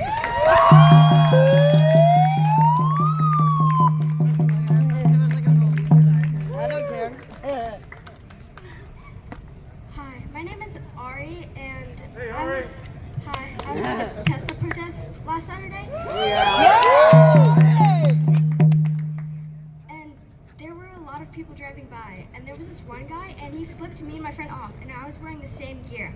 And my mom, they had to pull over because traffic was stopped, and my mom was like screaming at them and was like, show me that finger again. Why did you flip off my children? Yeah. That's not nice. It's not kind. And then, not too soon after, I saw a 10-year-old flip me off again. And I was very sad about what had happened that day. And my mom told me that there was this thing happening today. And I had therapy right before it. And so I asked if I could come after school, or miss school or whatever, to come to this protest. And she had happily said yes.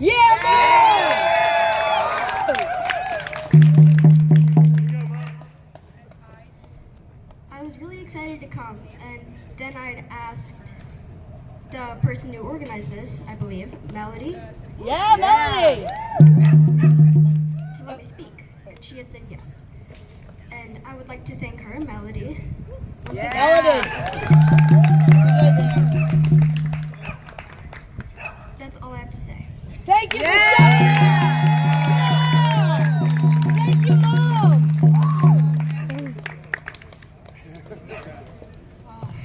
Hey. My name is Mickey Dell. I am with Melody. I do not want to be here today. I do not want to be here making the case for my existence.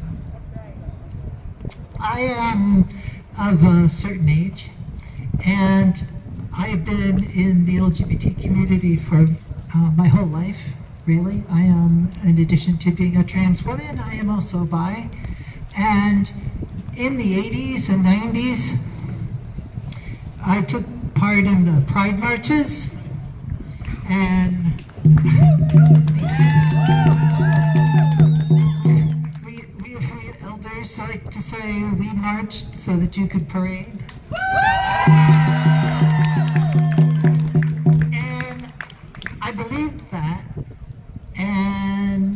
bit of a trap.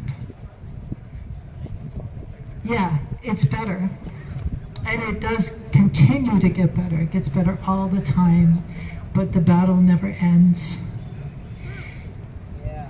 Dr. King said the arc of history is long, but it bends toward justice. And I believe that it's just the individual days in between that really suck. And we gotta survive them. And it's going to get better. It's going to get better in your lifetimes. Even the youngest among you, it's going to get better in your lifetime, and it will not be over in your lifetime. The battle is going to last a very long time. When we marched, we said, we're here, we're queer, get used to it. And now I find myself saying, we're here, we're queer, and quite frankly, I thought you'd be used to it now. But they're not, and they're not going to be, so we have to keep fighting. And I don't want to be here. I didn't want to be marching in Pride when I did it. I just knew I had to. And I had to be here today. And I'm so glad that you're here today. Thank you for every single one of you. And thank you so much to Melody. Thank you for being here. We will fight, and we will overcome.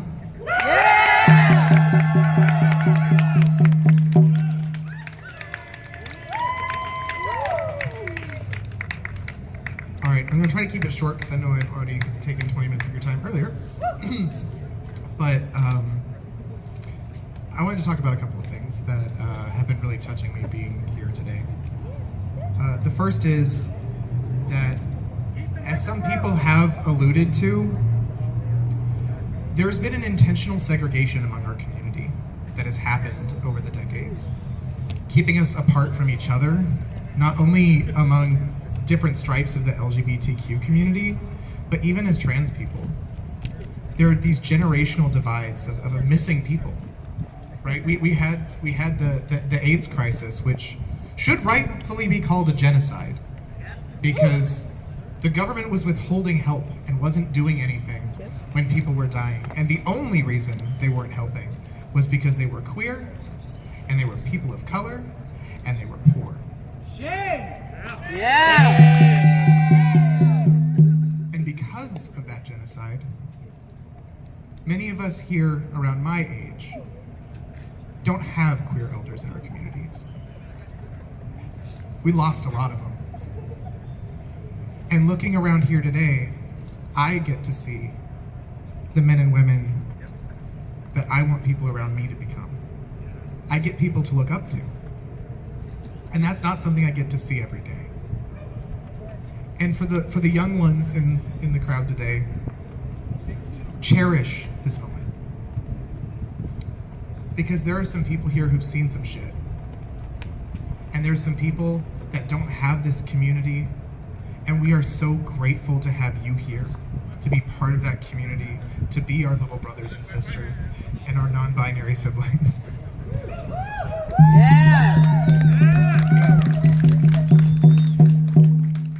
I'd actually just like an opportunity to highlight the elders that we have around us. So if it's okay with everybody, I'm gonna shout out age groups, and I want that age group to cheer. And we can give them a round of applause for being here. For my under 20s, can we get a round of applause for our under 20s? Yeah! Those under 20s, give us a shout. Yeah! Can the under 30s shout for me? Can between the 30s and 40s shout for me? 40s and 50s? Yeah! 50s and 60s? Do we have any 60s and 70s? 70s and 80s? It's a little hot out. Okay. Because before I went to the Trans Unity Coalition protest in Washington, D.C. on March 1st, I had never met a trans woman in real life that was older than me. Wow. And now I can say I've met dozens. And you know, without going into too much detail, I grew up in a home without love. And I grew up in a very abusive home, and it's left me with complex post-traumatic stress disorder, which means, in a lot of ways, there are years of my life that I don't have. They're just blank spaces in my memory that occasionally the fragments will come together and I'll get a glimpse of what happened. And it's up to me as an adult to sort through it. Recently, I've come to understand that my trans experience started very, very early, but that I'd forgotten most of it because the trauma was too much. And I didn't get to be the little girl that I was. And it prevented me from being the woman I am for a very long time. And I just have to say, watching these young people come up here and speak is very healing for me. Yes! And I know I probably speak for a lot of people here when I say it's healing for them too. Yes. Bravery. Because we didn't get that opportunity, and so let's just cherish that and cherish each other in this moment. And thank you so much to our trans elders that are here. It means more to me and more to a lot of us than you'll ever know. Thank you so much. Yeah!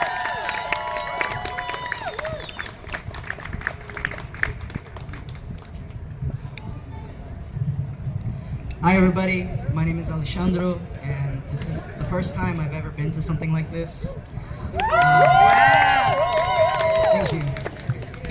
I didn't come here today thinking I would end up on stage, so I'm a little underprepared, but the first time I saw another trans man, that's when I knew I could do that too.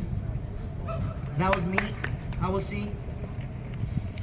And just like that here today, I saw all of you coming up here speaking, gave me the courage to come up here and speak as well, so thank you.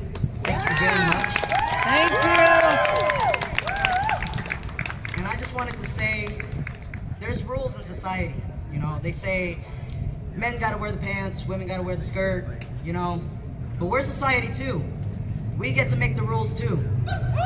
So I think Picasso said it best when he said, learn the rules like a pro, so you can break them like a fucking artist! Can I get a trans rights are human rights too a few times? Trans rights are human rights! Trans rights are human rights! Trans rights are human rights!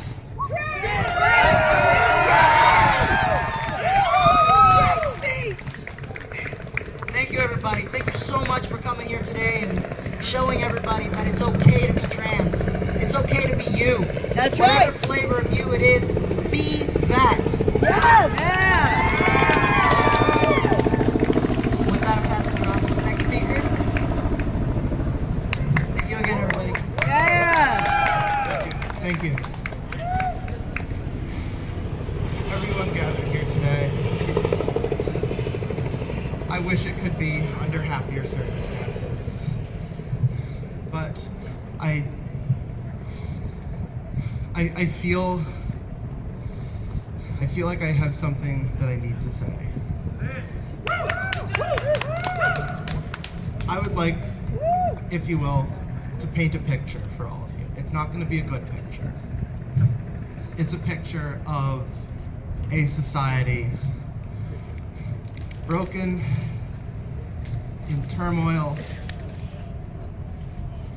with reactionaries storming the gates in every position of power, in government, in business, with impunity, having literally attempted several times to subvert the federal government and eventually succeeding.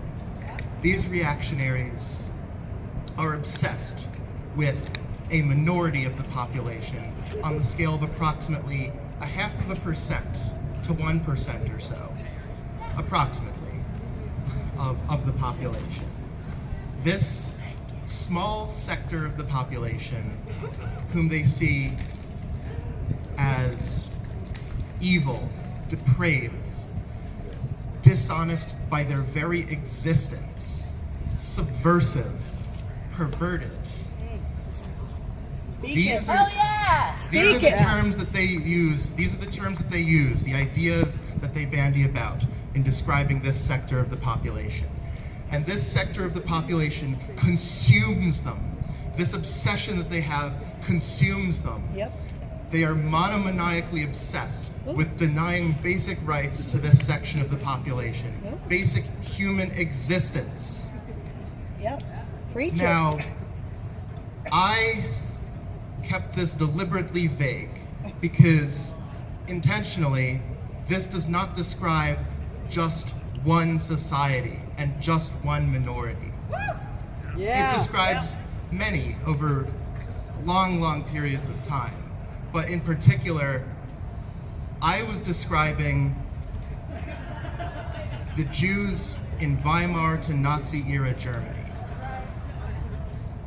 Now, if you were envisaging the society that I was depicting, and you thought about America today, this was also a description of trans people in modern America. Yep. My great-grandparents, all but one of them, and the remainder, her parents, they all came from Eastern Europe to flee anti-Semitic persecution, pogroms, riots, attempted reprisals at so-called subversive plots against empires and tsars.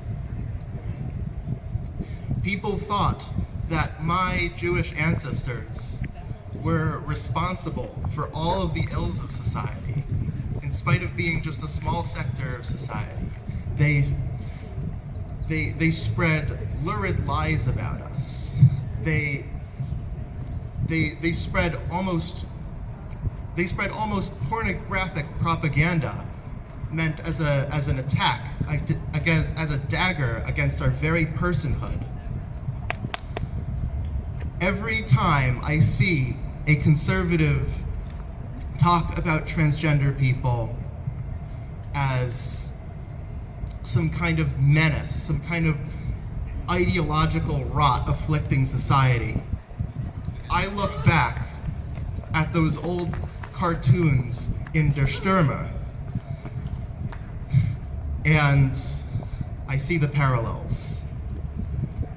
Every one of us probably grew up learning about the Nazis, about how they came to power, about how they eventually decided to round up the Jews of the territories under their domain, and various other minorities and political dissidents, with the hope eventually of exterminating them altogether.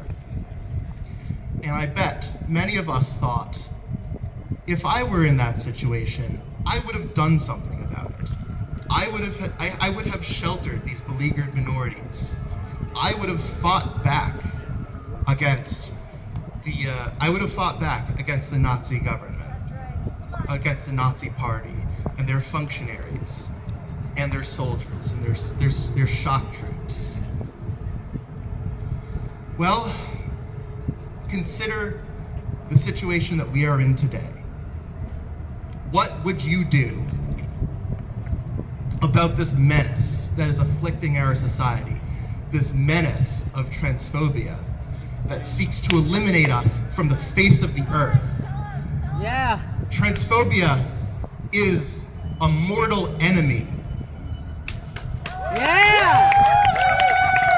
There is a quote that I think of, that I've been thinking of a lot lately. It has been variously attributed, mostly to Edmund Burke, but also to other people such as Plato and Einstein. And it says, roughly, the only requirement for evil to triumph is for good people to do nothing.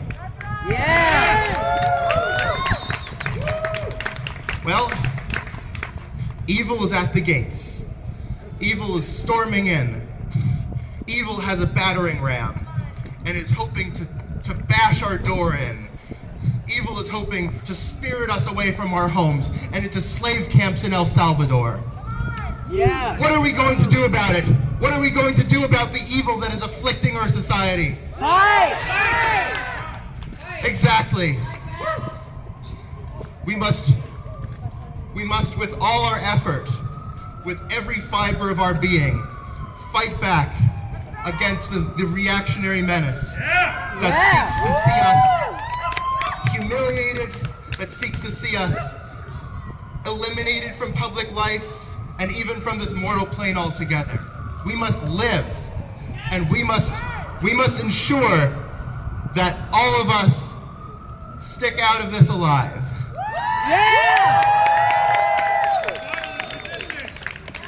Exactly. We cannot be killed in a way that matters. No matter what, no matter how many people, the menace that is the Republican Party and their shameful enablers that exist in a distinctive minority across the aisle.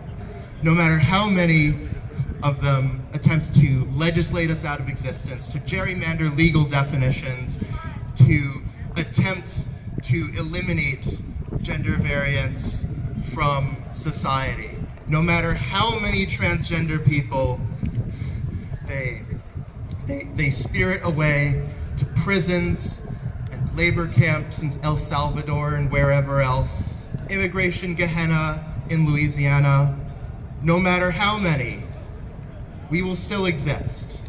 Because to be transgender is nothing less than following the prime human directive towards freedom. And where humanity lives, there shall remain a spark of freedom.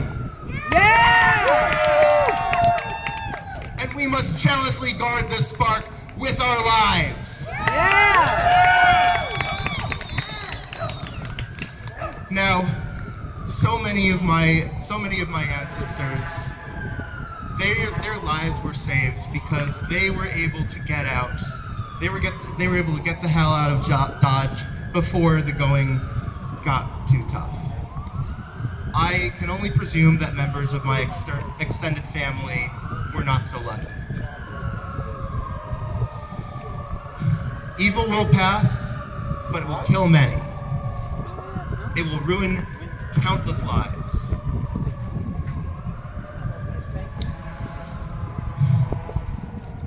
We need to ensure that as many of us make it as is possible.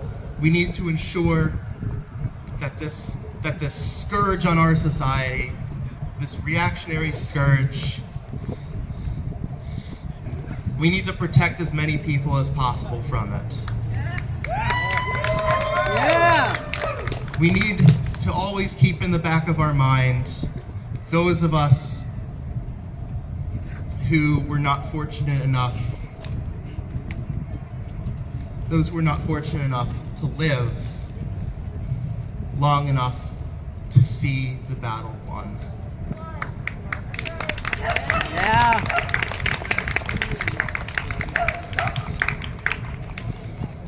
So I tell you, what will you do? What will we all do? How will we ensure that evil does not triumph? How will we ensure that humanity and human freedom and that very aspect of humanity that is the apex of the expression of human freedom, the freedom to exist as one's own true self, the freedom to be transgender? How will we protect this freedom? how will we protect our existence? Right, we will fight back with every ounce of our willpower.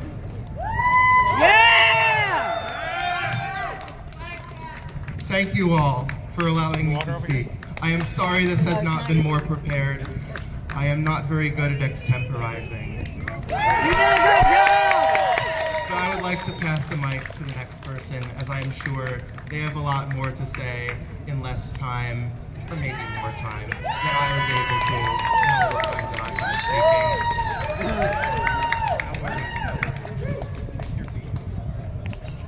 Hi, my name is Emily. I'm woefully unprepared for this. I didn't plan on speaking today, but I grew up in a conservative Christian household. I was indoctrinated into those things and honestly lived with those beliefs for a long time. The first time that I had heard of gay people or trans people, I had to question to myself, why do we hate them? Because it stood against everything that I grew up learning. I grew up going to church. I grew up knowing the love of God, and it seemed backwards to me. And about 4.5 months ago, I came out to my family. I felt like it was something that I had to do. It's something that I had to do to continue living, to continue having any semblance of quality of life. Good job!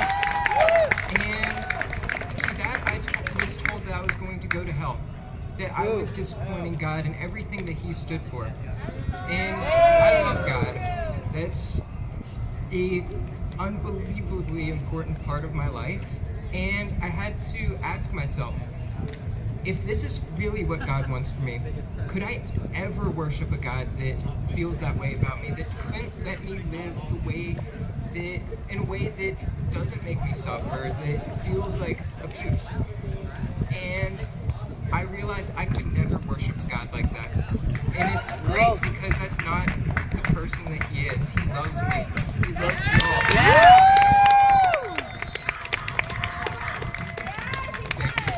And that same day, I was told by my mom that nobody could ever love me if I was trans. We love you!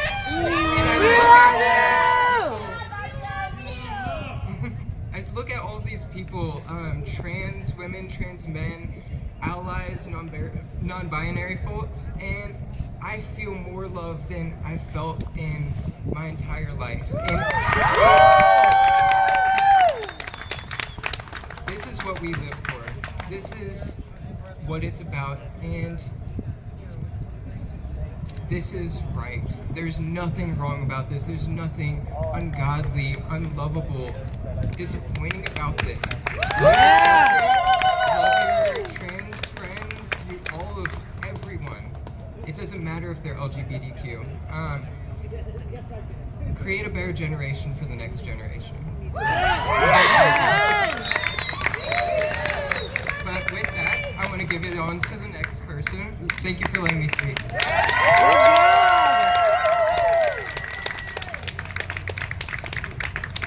Hey guys, I'm going to try to keep this short, but I had my own kind of religious awakening. There was a lot of contradiction growing up, you know, in the religious family, and just generally, I guess, in a religious world, I saw a lot of contradiction. And in the past year, I realized that this wonderful, beautiful human being that died on this cross, he was like us, you know, like he was just he led by example. He told us to look at your fellow neighbor, to look at the lowest, the poorest, the most, I'm worried. I've been that sunburned. misfortunate among us, and to treat them with kindness, to treat them with love. It's a very simple message. And no, it's okay. I brought it in case I spilled something. And my entire life since I was a kid, I loved Jesus. I loved everything that He stood for. You know, like He stood for love. I mean, how could you go against that? And so I started looking more at His actions and His words and His, you know, like, because I started thinking, like, you know, like, I want to be like Him. he led by example, and I want to follow him, you know. And Alexandra, I think she has like this this thing I don't know if she made up or what she, but sound of it. She called it radical compassion. Yeah. And I really believe in that. I really believe that if we all just show radical compassion, this world automatically becomes a better place. Just automatically, without very low effort, you know? But anyways, I'm kind of curious to know, just, I don't know this, like all this, like how to organize and how to do all this protest stuff, but I'm kind of curious among you, if you can raise your hand, how many of you have had like difficult discussions with friends, loved ones, every day, you know, like, or whenever you get a chance to do it? Sweet, that's beautiful. I would love to see more hands, but let's try to work on that. Let's try to reach out more, because if we're all reaching out here, we're not going to get very far. We need to get out of our comfort zone. We need to reach out to the people who may have a misunderstanding about like what we represent, or like, you know, what our message is, and we should reach out to as many fellow Americans as we can, because this movement will not grow bigger. You know, will not get our voices will not be heard unless we get attention, unless we like talk to people, unless we get more of us out here that stand on the side of love. Yeah. That's what I love to hear. But yeah, I don't really have much to say. I mean, I have a lot to say, honestly. I have a lot to say, but I don't want to take all day. But if you ever want to talk, if you ever see me in a protest, I have lots of beliefs, I have lots of things I would love to say. Please come up to me and talk to me, and we can talk and exchange ideas and like how to move forward. But, That's yeah. right. Yeah, thank you. Love you. Next person.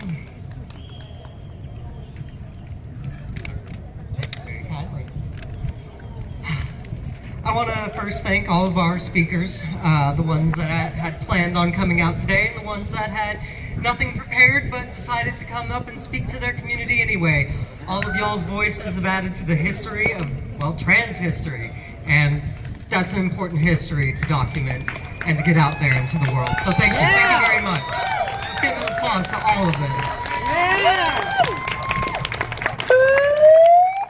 I just have a couple more things that I'd like to say, a couple more speeches. The first one is from Bree Taylor of the Trans Unity Coalition, founder and executive director. We thank you for being here today to see the people, the crowd, to see those of us who are your fellow neighbors, your librarians, your teachers, your students, your doctors, your patients, your artists, your activists, your friends.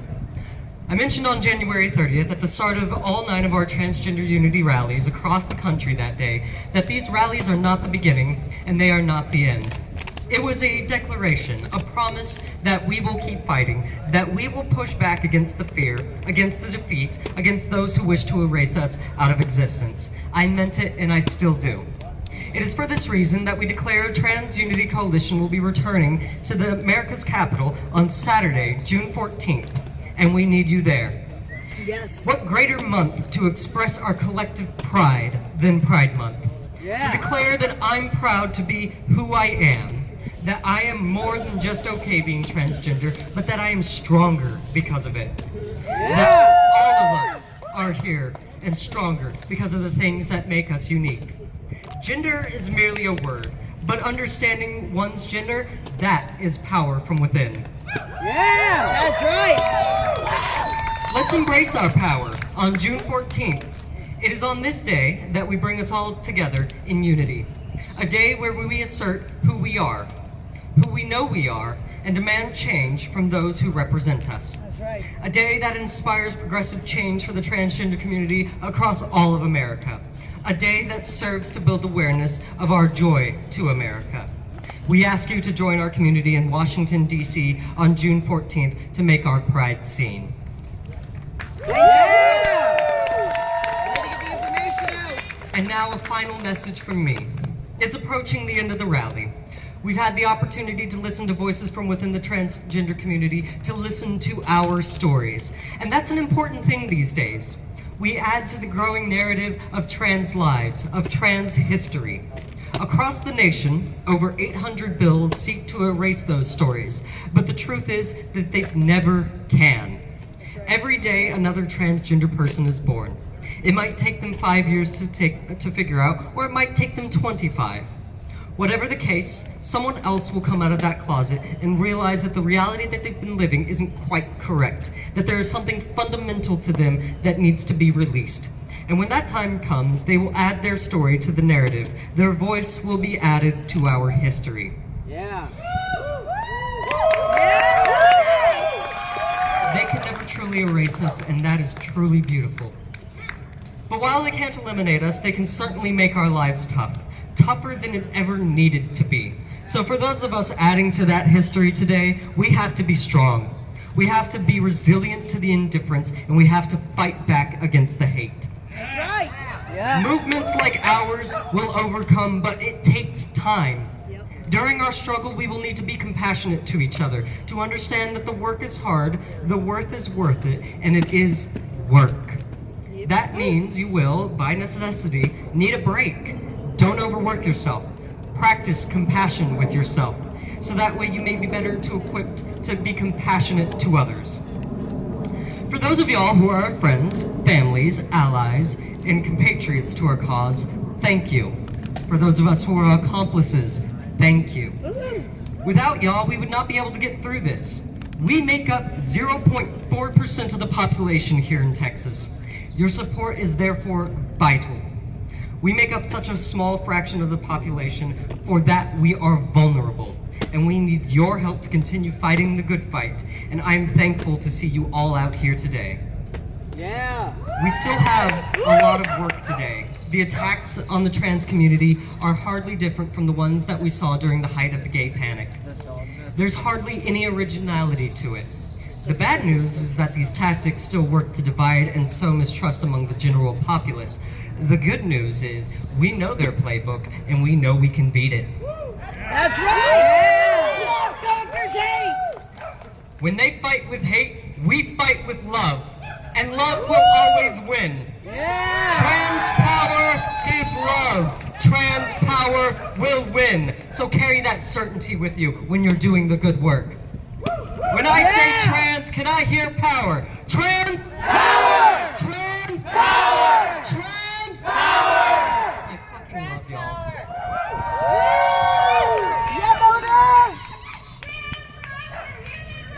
Trans rights are human rights. Remember, it was never about protecting the children, nor was it about protecting women. Our rights are no different from their rights. It's why we say that trans rights are human rights. Trans rights are workers' rights. It's because we aren't all that different from anyone else. We just have a different story, and we didn't need to be trans to have that. Yeah. Being trans just happens to be another facet of ourselves, another part of the greater whole. Just like being a student or a parent doesn't erase other parts of ourselves, being transgender isn't the whole story. That's right. Yeah. Preach it. As for our representatives who would pass punitive laws against our community, we will stand up against you. When HB 3399 and HB 3817 meander their way through their respective committees, and they are in committee right now, there will be an opportunity for public comment. Brent Money and Tom Oliverson would be wise to let their bills die in committee, because I will be there on those days, speaking out against those heinous bills. I invite you all to join me. Once you've found your place in line, it is their obligation to hear you out, even if it takes from 8 o'clock in the evening to 8 o'clock in the morning the next day. We will exhaust them. And we will make them realize that passing their bills is not in their best interest. We will show them that we will not take their abuse lying down. We will fight back. Yeah! Thank thank you all again for coming out today for Trans Day of Visibility. Your voices are more important than you realize. Your existence is cherished far more than the legislation that is submitted in the halls behind me would imply. You are seen, you are heard, you are loved. Thank you. Yeah. So thank you all for coming out today. I hope you enjoyed your time. I don't know exactly when I'll be back in front of this building, but I guarantee it won't be the last time you see me here fighting for our rights. When the time comes, I'll invite you all back here to do it all again. So thank you very much. And a big thank you to the Trans Unity Coalition and Texas 5051, without which none of this would be possible. And thank you all again for coming out, because honestly, this really wouldn't be possible without all of y'all's support. Thank you. Thank you again, everybody. I hope to see you next time. Love Doctor's Hate. Love Doctor's Hate. Love. Drag show if you want to come.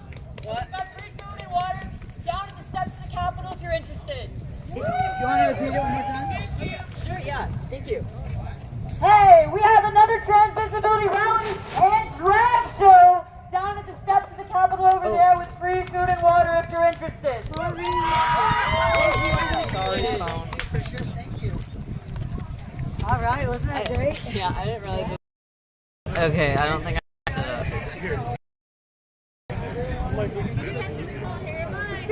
Come on. Yes. Let's go. Awesome speech up there. He's going to be in there making changes in the years to go. You don't get disillusioned. Where's the... I want to swap it over to Jack Houston, right? Yeah, I do. And I really know that I needed these.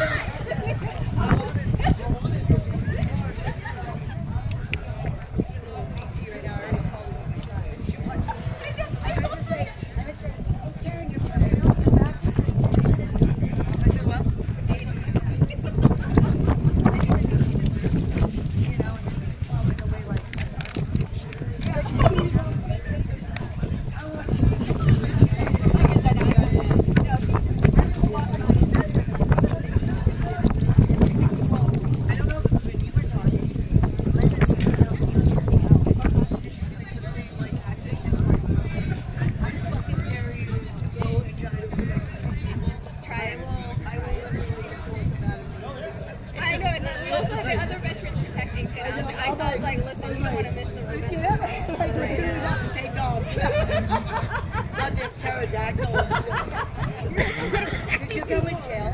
I did. No, I know. We were just going into the parking garage, and I was trying to. So I'm trying to get some connections.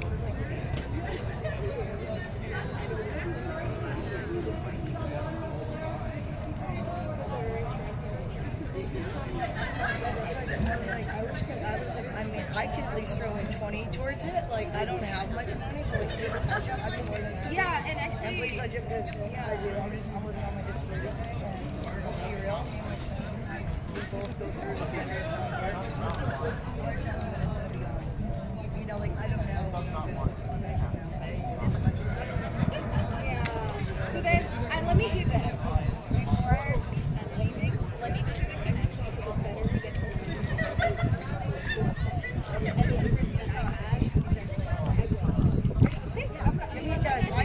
we get no. But I also want to let you know there's someone I do know here, and she's like, no, that's me.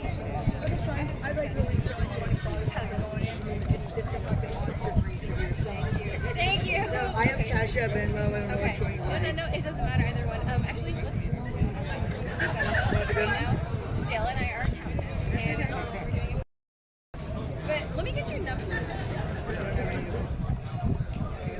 Okay, perfect. Yeah, that's me. Right there. Yes. And then wait, can you do me a huge favor? Can you put designated funds? Designated. You got a TV. Oh yeah. And then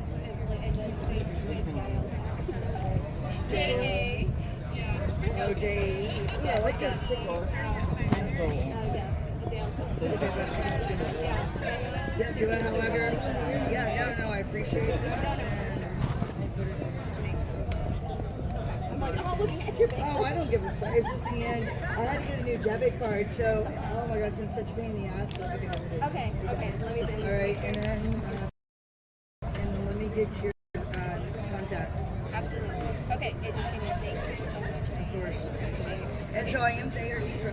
Okay. I know my hair's like comfy today, so but I don't care. Like, here's the thing. Like, I just ended up realizing I'm non-binary. Like, I will always sexuality. But I'm starting to come to terms because I do have some autoimmune. Like, I was on death. I would fucking do it. There's things that like ministry. So like for me, when I say non-binary, like to most, like my family, like I'm married. I'm her husband. Yeah. Very nice to meet you too. I'm so sorry. This is April. Yes. Nice to meet you. Yeah. So and then Aaron's over there chatting away. So all right, let me. Yeah, you want to put your number in? Yeah. You can just take it, girl. Okay. Here for falls, all that. And then I want to make sure. Because we had so much fun. Oh my god, we went down to the Harris. If y'all are ever over there again, please let me and Jael. So are you guys doing a lot of protesting there too at the Capitals? What's been happening? Yeah, we've been doing it at the city halls. I'm gonna be so honest, like that first one was like 500 people, and it was crazy. And I was like, and like media was in my face, and it was super crazy and nuts. But the thing like afterwards is like they literally made it so hard for anybody. Like immigrating youth Texas, they had a bigger one where Yeah, go ahead. They had a bigger one. There was like 2,000 people, and they just had another one on March 8th. And because of that, they shut down the whole fucking exits, like everything. So people can't get down. Exactly. And that's what they're trying to do. For Saturday here, we didn't get approved for Congress. I know. And then the park rules, right? Like they're putting the park is there has to be an hour between each group of protesters for pickup, and we can get fined. So then, like the organizations that you already know. No, it's just it is so okay. And actually, that's why I had my other teammate. I was like, I'm gonna just let them know. Like, if they know my name, they will not fucking let you come here. They will not let you do anything. The officers have to. This bitch is gonna do it. Okay. Yeah, like get this one. I'm like teeing to their face. I'm like, we're so trying. We are people, okay? I get it. But at the same time, though, on the other side, I'm like, no, fuck you. We'll never fight. Which one do you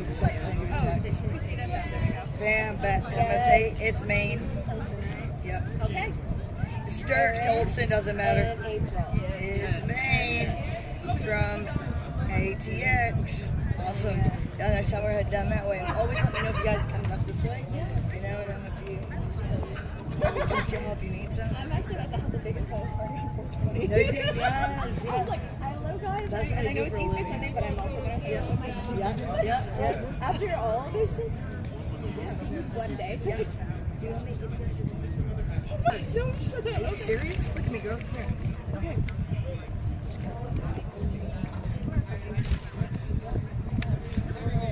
That's strong. Just so you know, it's not going to Which one is that today? Is it the gumbo pop? Yes, the gumbo pop. Yep. It's an indica hybrid, but to me, it's kind of got balanced effects. So do it in these two sections. Thank you. Okay, and then okay. You don't need to. You're already woke. That was my generation. We were a little fucked up. You know, like we felt it. We had the pieces or inside it, but I needed to break down.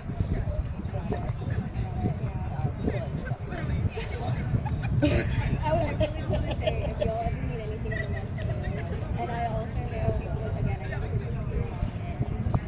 I know the San Antonio, like there's a whole network. And I'm also working with places in Florida to do that shit too. And that woman, she's like, nice. She's all like, go out there, and if you're gonna get arrested, yeah, try just to get a misdemeanor. Yeah, try it. Exactly. No, but see, I have to wait till June. I'm on deferred adjudication right now for assault. So I need to, and I'm not protesting. Just somebody being ridiculous saying females didn't serve in the military and getting your transgenders asses out of here. So I thought it was appropriate just when I walked by to smack the guy's face a little bit and say shame on you. Yeah. And I guess he felt really, really intimidated because I got charged with assault causing bodily injury. But I had a good lawyer sitting right there. But you know. Oh, on that side note, actually someone handed me this. I don't know if you would like it to, but if you want to take a picture, I don't know if you know this person. I don't. I'll take a picture because I'm with the Burnett County Democratic Club. Okay. I'm the precinct chair. So our person is Roseanne Thornton. You probably will end up running into her either on the line or one of these. She's our coordinator that brings in the 50-51, all the different organizations, and she's the hub for that. So, all right, give me a hug. All right. My voice is Hi. have a great job back. You too. And I hope to see you soon. You're sharing your life. I hope to see you guys soon too. Yeah, you're great. You're great. Yes. I'm like, nice to meet you too. I really hope all the best with your art in college. You can fucking do it, okay? All right, you guys have a great Bye, Christy. Bye. Bye. Bye. All right.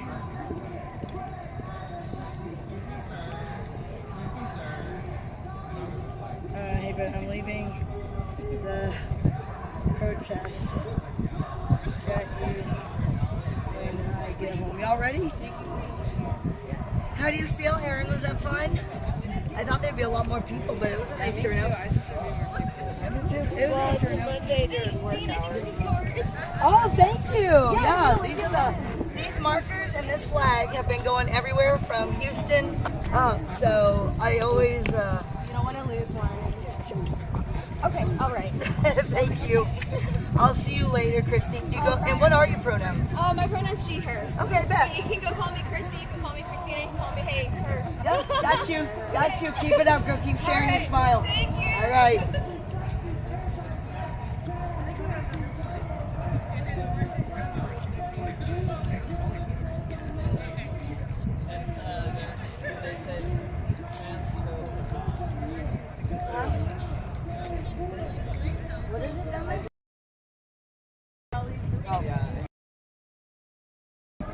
It's all right. My voice. No, I just want to go the shortest. Okay. I was like, no, I don't. All right, you guys. Everybody good?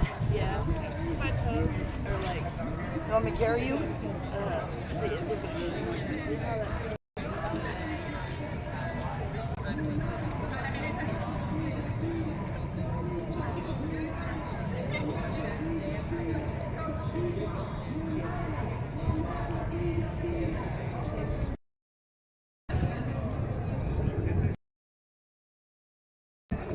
Pueden decir eso está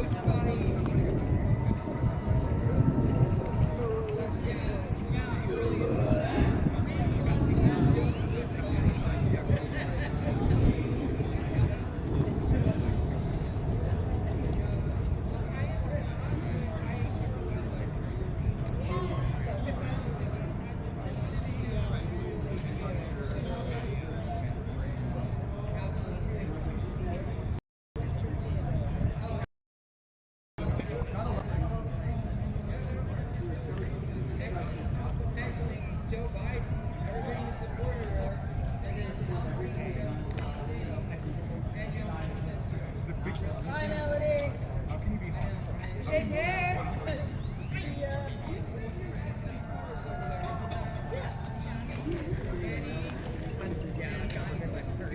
Oh, okay. I thought maybe they were on the table or something. Well, I mean, you know, advertising, marketing. I'm still getting used to that.